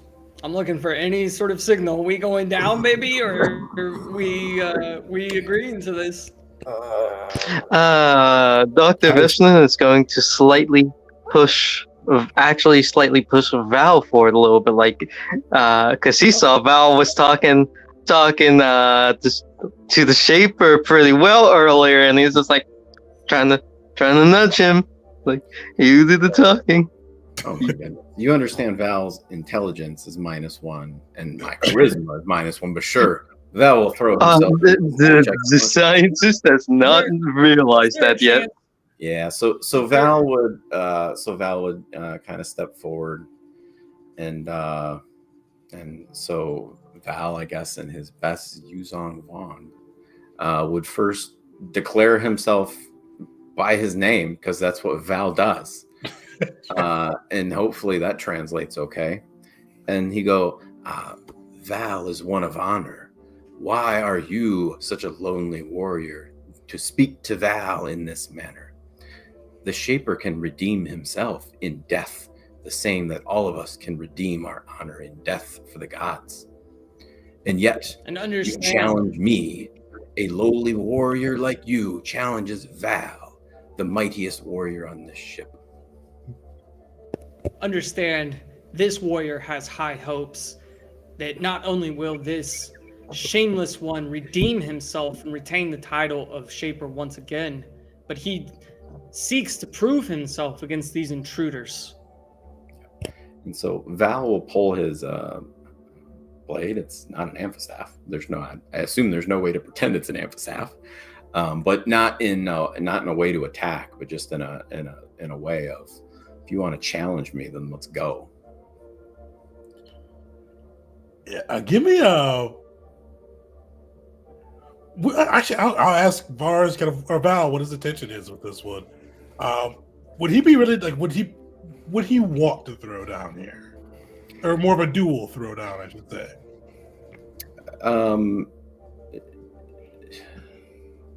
Like yeah, like called him out. I wouldn't want to just and all that. So he's definitely one like. Before he thought you guys were suspicious and like because like you guys are doing weird stuff, but you called him out and all that. Called him a lowly warrior. So now he's and we could do it for a role if you'd like to, but now he would definitely kind of call you out for a duel. And I want to see how Val would if that's something Val was looking for or not. So yeah, actually, Val would look to challenge his authority, but Val would not turn down a duel. He'd actually give him a little bit of a smirk. Yeah, you see, like he's like spits again, and he goes, "I have honor. I have all the honor. You greatest warrior. I've never heard of you." And you see him unfurl his amphistaff. Care to prove it? And I'll give him a little bit of sorry, go ahead. Malachi will step forward, and he'll be like, "Hold on. Instead of him, let's take him." And I'll point from, instead of him being the doctor, I'll point to Val. And let's take him and the two of us and Val, pointing at Val and myself, we'll go this way and the rest of you go this way. And What? God's will it, we will we will find these intruders and we will bring them down. Out of character, I actually don't know what you just... He is unfurling his amphistaff, staring daggers at Val. He heard nothing of what you said. His honor has been questioned. Val issued a challenge, or Val challenged him, and now he issued a challenge back. So he kind of like you see like doing this thing like over like basically like just like the time for reading. I guess I'll die. No. What? I mean, hold on. I'm just it's a duel. So it's a duel between Val and the warrior right now. It's not an all-out brawl. So actually, with that, because Val he unfurls his amphistaff. Varus sees you gotta sees what's draw your about to weapon. happen. Yeah, Yeah. he's about to draw a not amphistaff. Yeah. Yeah, and Vars is going to bring out, he thinks you are so lowly, he will even strike you down with an abomination of a weapon, one recovered from the intruders that they dropped. Nice. Give me a persuasion check or deception check with that one. Yeah. I'm sorry, let me I want to inspo. I want to assist. I was gonna say I want to assist. Is it possible to repeat what you said real quick, Vars? Because I walked away, but I would love to assist before that roll happened. I was calling it, Tegan. Come on. Unfortunately, no, but you can definitely spin it inspo if you want to, Vars. Yeah, I'm gonna. Yes, please. But, essentially, that boils when Vars is trying to be like, oh, he thinks you're so pathetic. He's gonna beat you down with the invader's weapon that they happen to find on the ground somehow. Yeah. Somehow, come on, man. Yeah. Now, the somehow was paraphrasing. Yeah. All right, here goes our last inspiration before. No. Oh, that is rough. What was it? 1, by the way. That was 2-1. No. You see, like, this warrior shakes his head, fighting with an abomination. He sees the shamed one has a coffee blade on him, and he goes, "Low one, hand this warrior this coward your blade. He seems to have lost his." So the blade that I do carry, it is like like a traditional weapon. It's a traditional Tagorian weapon. I mean, I don't know how they would perceive that, but I mean, it's certainly made of metal. But I think you're being forced to take the coffee blade there. Hey man, you're in a duel now, and you got to take the coffee blade. Yeah, I mean, Val is dex based, right? The Yeah, coffee I blade mean, is finesse, so it is a D8 with yeah. I'm just trying to decipher how Val would. Yeah, so he'll sheath his blade and he'll take the coffee blade. Sweet. So we can do this one of two ways. This would be a one-on-one duel. We can use the duel rules from Star Wars 5e. Or being one-on-one, we can do a straight-up fight. Which shouldn't take too long, probably a couple rounds. What do you want to do? Let's just do the dual rules. I like those. Those are simpler. All right. and then never get to use it. Before the fight starts, Malachi will say, "We don't have time for this. The intruders are still on this ship and have not been found. And here we are playing games of who is the most." Dual honor. So is- Val would like legitimately turn around and just say, "My honor has been challenged. If you don't want yours challenged, then you will be silent." Like at this point, like Val is into this. Like, Did you see the other warrior give kind of like a nod of respect at that? Malachi is going to seethe internally because I'm going to take this opportunity. But Wait. Do not cast the force power in front of them, please. Okay, calm down. It doesn't have any sort of visual effect other than which matches the bong. So as I'm saying this, I'm like, well, then after you're finished with him, perhaps you can face me and see. He kind of gives a shake of his head. He looks back and kind of like shakes his head. And he goes, "I have not found you worthy yet." But you see, he kind of unfurls his epitaff and gets ready to duel with Val. So, dueling rules. So, we're utilizing those. 3 actions you can take. You can choose to attack, which if you choose to attack and the person chooses to feint, you have advantage on your roll. Disadvantage if somebody chooses to defend. Defends the next action. If you choose to defend, you have advantage on the roll in case somebody attacks, but you have disadvantage if they feint. And then feint's pretty easy. You have advantage if somebody did the if they took the defend action, you've got disadvantage if they took the attack action. So I will post. Is there a way to post this somewhere? Did they literally just make it paper, rock, scissors with different names? It is. Yes. Okay, cool. But the nice thing with this is, though, you get to roll your attack. So if your attack hits their AC, if you get to see if it's a hit or not. We're going to go to 3 hits. And let me see if there's a good way to... I think let me check this. but outside of that, like we can't use any of our other abilities then. Yeah, so it wouldn't be any other abilities on that side. It would be kind of like more kind of on like the attack and all that piece. A pure test of skill. Ooh. Or in other words, paper, rock, scissors with dice. So to keep myself honest, I am going to throw this. Who's first? Vars, I am throwing this into your thread. What I do. So Vars, keep me honest. But yeah, you see him kind of unfurl the amphistaff, start to spin around. You see the other two warriors kind of stand back, forming a circle with the crew. You see the blade, kind of the amphistaff, begin to twirl. You've got the Kofi blade in your hand. Actually, let me throw it in there because kind of see him lean forward and begin the attacks. Let me post what he's going to do. He's going to. Sweet. So, Vars, what are you doing? Val, sorry. The so Val is still kind of testing out the blade, and you can kind of see that he isn't quite used to the feel of it yet. So he's actually going to defend this first round.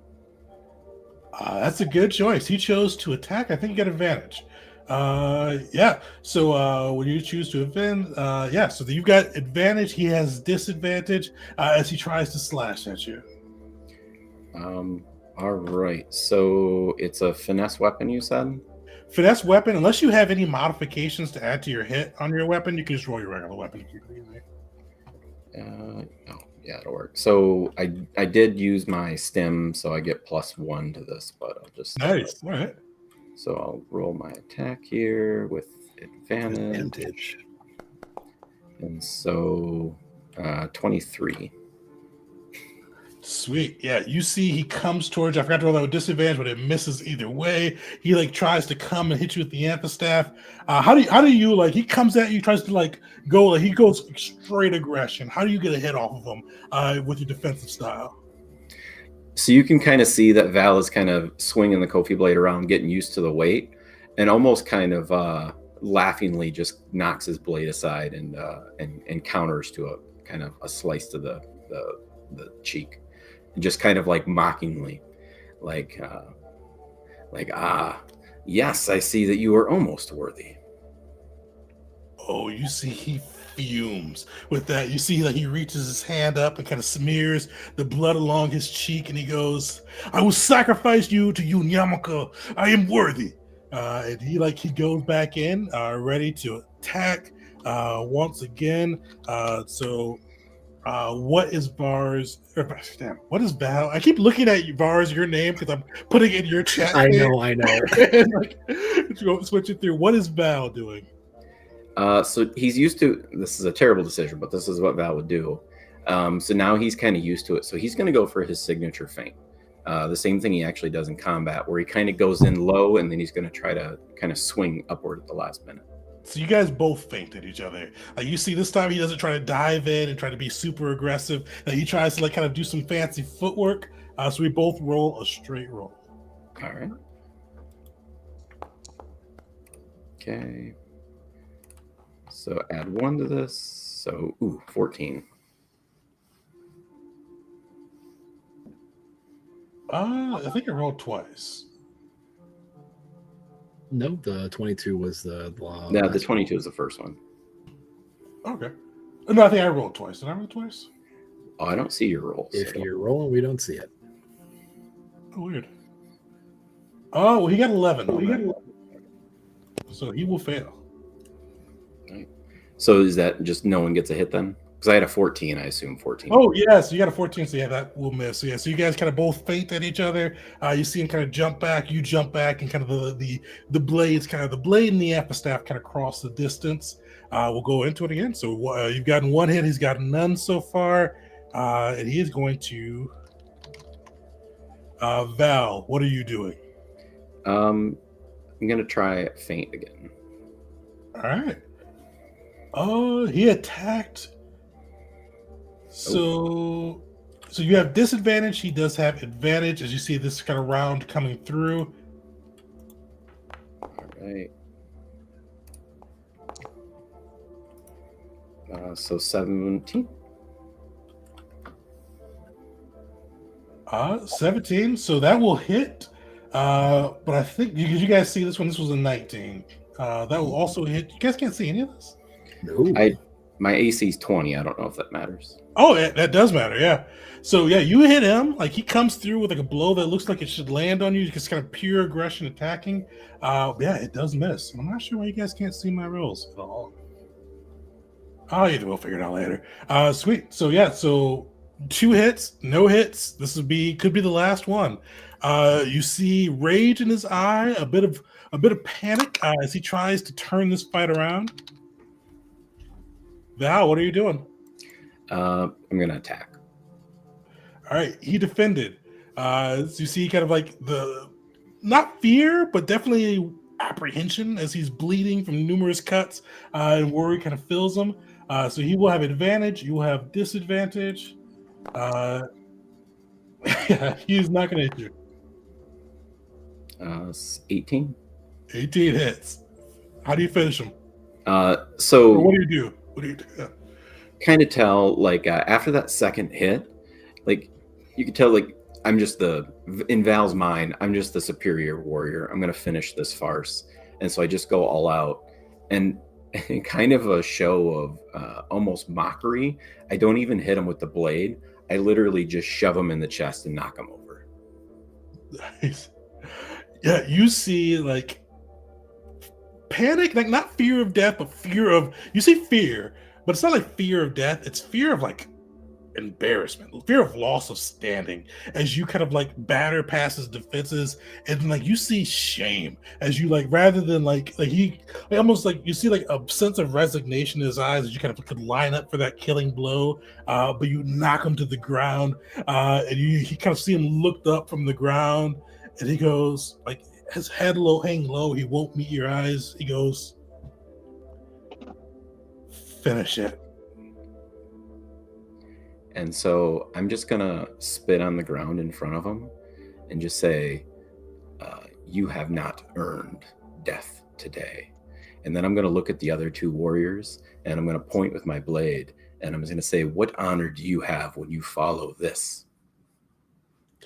You see the other 2 warriors, like before, like they were like cheering at the start of the duel, they were cheering for him. After he took that first knock, they still kind of like, they're still kind of rooting for him, a little quieter. Second one, they shut up. Third one, they are like, they won't meet his eyes. They won't look at him. And then you see one of them go and spits and goes, we don't follow those who have no honor. He is dead to us. And so then I will look down at the guy defeated and say, you earn honor through mastery of fighting, and you master fighting through the battlefield. You shall redeem your honor through the battlefield, and you may go now. Like you see the other 2, like they kind of like they head off towards the direction you guys initially told them to head to. The other one kind of like slowly stands up, and like he looks at you and he goes, like he looks like almost like he's gonna plead for his death. Kind of earning at least an honorable death for this. But you see, like, he looks at your eyes, just hangs his head in shame, and he kind of trails behind the other 2, heading off in the direction. My man did not get a single hit off. If he would have hit me, I would have killed him. Just FYI, that's Val's thing. That man did not. He didn't stand a single chance. He got absolutely embarrassed. Malachi just silent acknowledgement of satisfaction and kind of not really eating his own words, because Malachi's pretty powerful, but he acknowledges the strength of Val. He's seen him time and time again in battle, and this is a moment where Malachi kind of doesn't look at Val as really the idiot that only accepts 100 credits from the hut for the job that he completes, but actually looks at him as a proven warrior.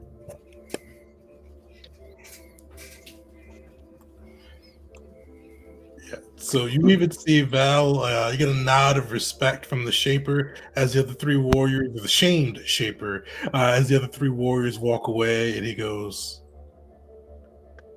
well fought. That showed honor. And I'll nod and I'll say, and I'll just kind of nod in the sign of respect and say, Val appreciates that from an honored one. And then I'll hand the blade back to him, and I'll say, "The blades that you craft are of the finest quality." You actually see at that point he takes the blade back. And he actually gives you not like a deep bow, but like a significant bow. Like you see him lower like a good chunk of his upper half, and kind of a show of respect. But then he goes, "I was worried, but we got through. We need to head up that way. Shaper domain ahead. We need to move fast." And with that, he kind of leads the group through. With most of the warriors and the intendants and the other kind of cast looking for the intruders, the path to Shaper's domain isn't too well traveled. You guys are able to move the rest of the distance without drawing undue attention to you. And eventually you do come to, and Tavares just probably stands out.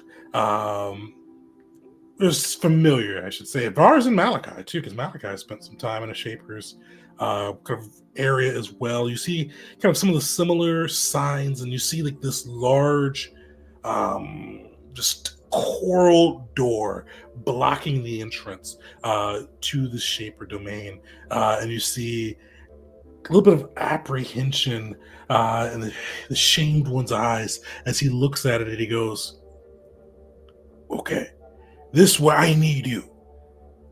My hand no longer open door. You all blasphemies. Use blasphemy to open door." And basically, he looks at you guys to figure out how you can get through this thick coral door and get him inside the Shaper's domain. Tegan, 1 second. We did ask Mr. Shameful Shaper if he could stop off, make a small pit stop before we got to this this door, so that we could get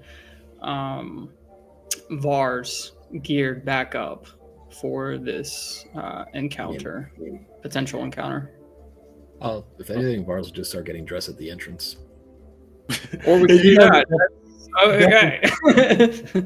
After the warrior encounter, you guys will definitely have a few moments for Vars to kind of duck into one of the kind of the back alleys or the access ways, and where you can don his gear. Thank goodness. That 15 AC was hard to look at. What's better? That's weak, Vars. That's weak. But yeah, so you guys see this massive coral door in front of you. What are you guys thinking?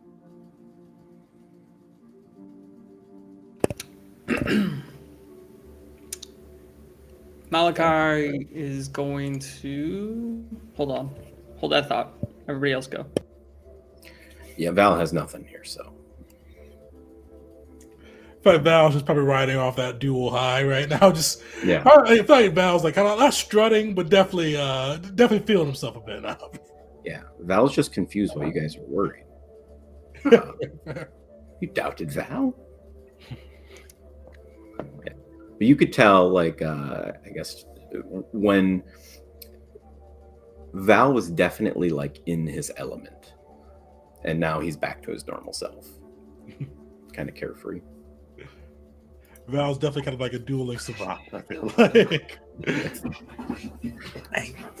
Well, we'll be great at something, right?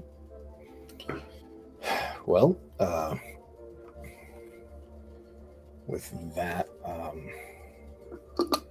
Vars is going to remark. It's good to be back in my own skin. You could try beating the door down, or gesturing over at Malachi. you could laser sword it.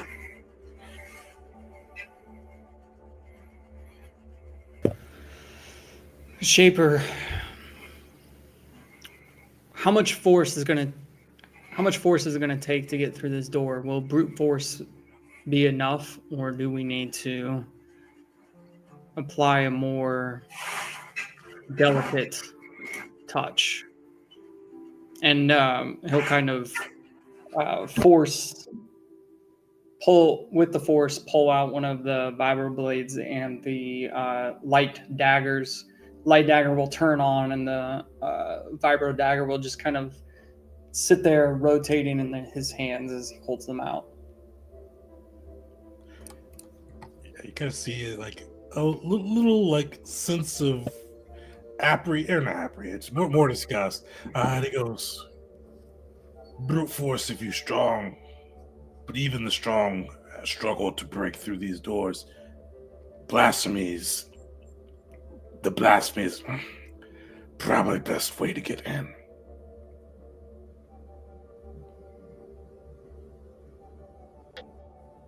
And by blasphemy, is he kind of motioning towards the weapons that I have, or what? He didn't motion, but he said the blasphemies. You guys know they consider technology blasphemy. So if you guys want to use your weapons, if you have any blasting, demolition stuff, anything like that, it's up to you all. If I may, you may want to stand back. I have some ordnance. I gave Dr. Vishnan the explosion tech power. Nice. Doctor, what exactly do you plan on doing? You see him just there? He sets up, he starts tapping into his wristpad. Something loud. Well, you just said a key word that we don't want to have, which is loud. How far away are the other warriors that we sent in the opposite direction? Kind of estimate. You know that like, this probably was about at least 3 minutes of walking for you guys, and then 10 minutes of waiting with Vars to don his gear. So it's been about 13 minutes. So as far as you could walk with 13 minutes. Doctor, maybe that would.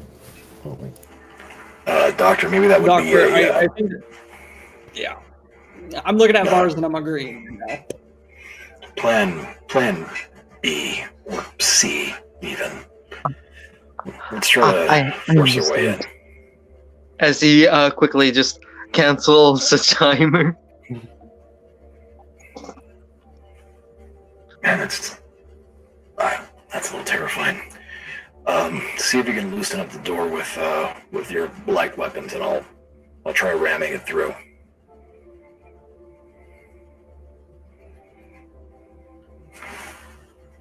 All right, that's what the group's doing. Malachi, give me a light weapons attack. Vars, give me a athletics check. Can I assist them trying to ram the door through?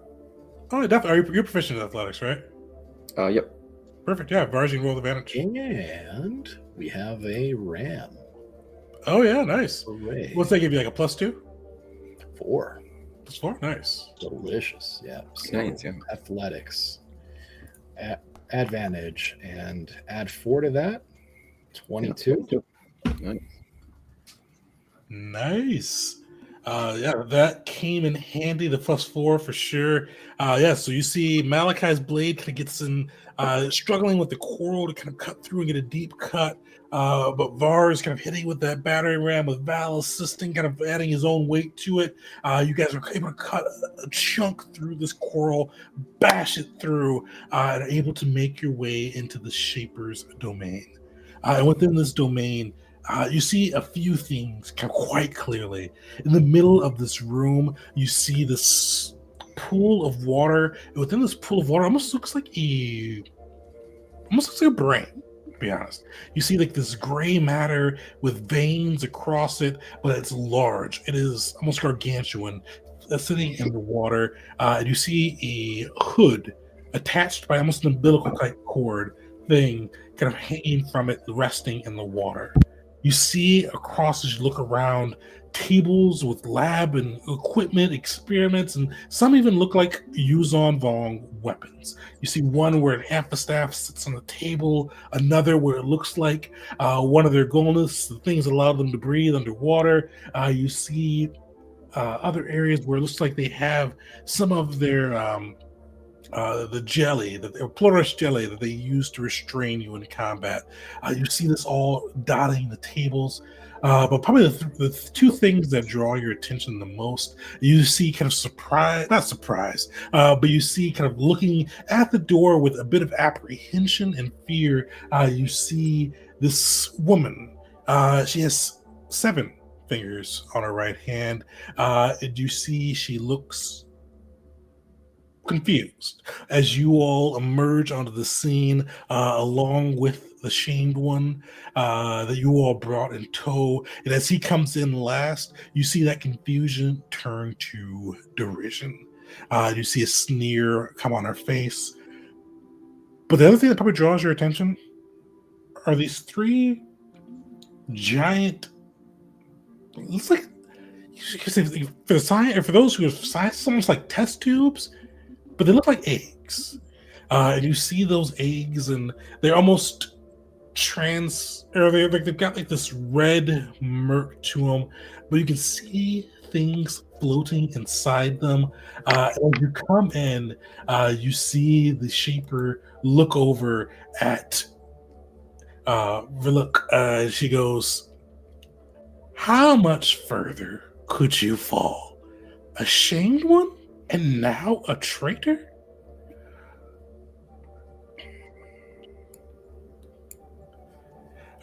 You see he bristles, like he stands straighter. He holds that coffee blade like with a death grip, but you see he just has a sneer on his face, does not say anything. As she looks to the rest of you all and go, "Never had blasphemers in my lab. It's always nice when the experiments come to you."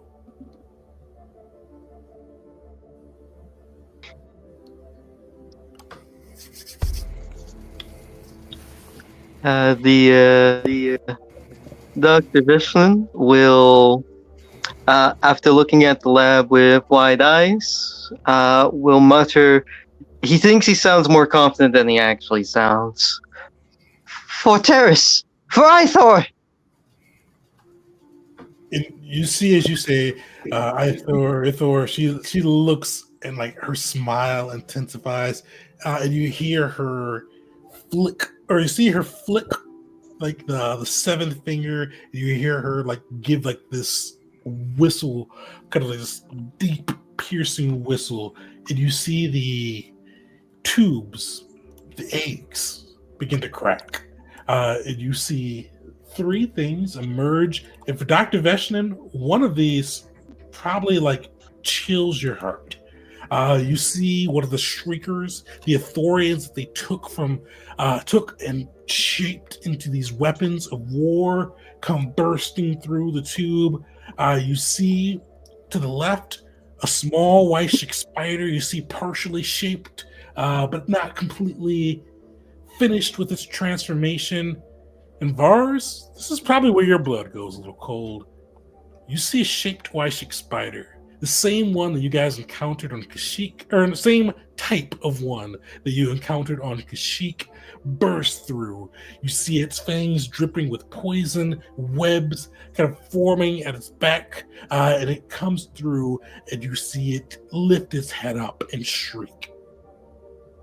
And that's where we're going to end our session. There.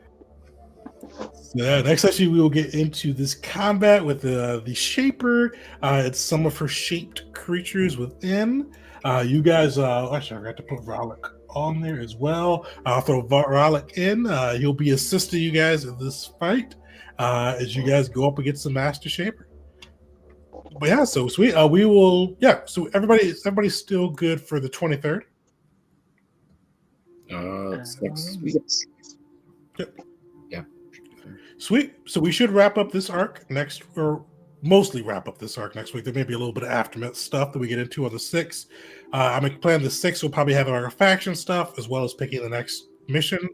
So with that, we've done Vars and Val. So with that, it'll be Malachi's as well as whoever Burger comes in with next, having offerings for that. And then we'll kind of see which one we pick there and go from that.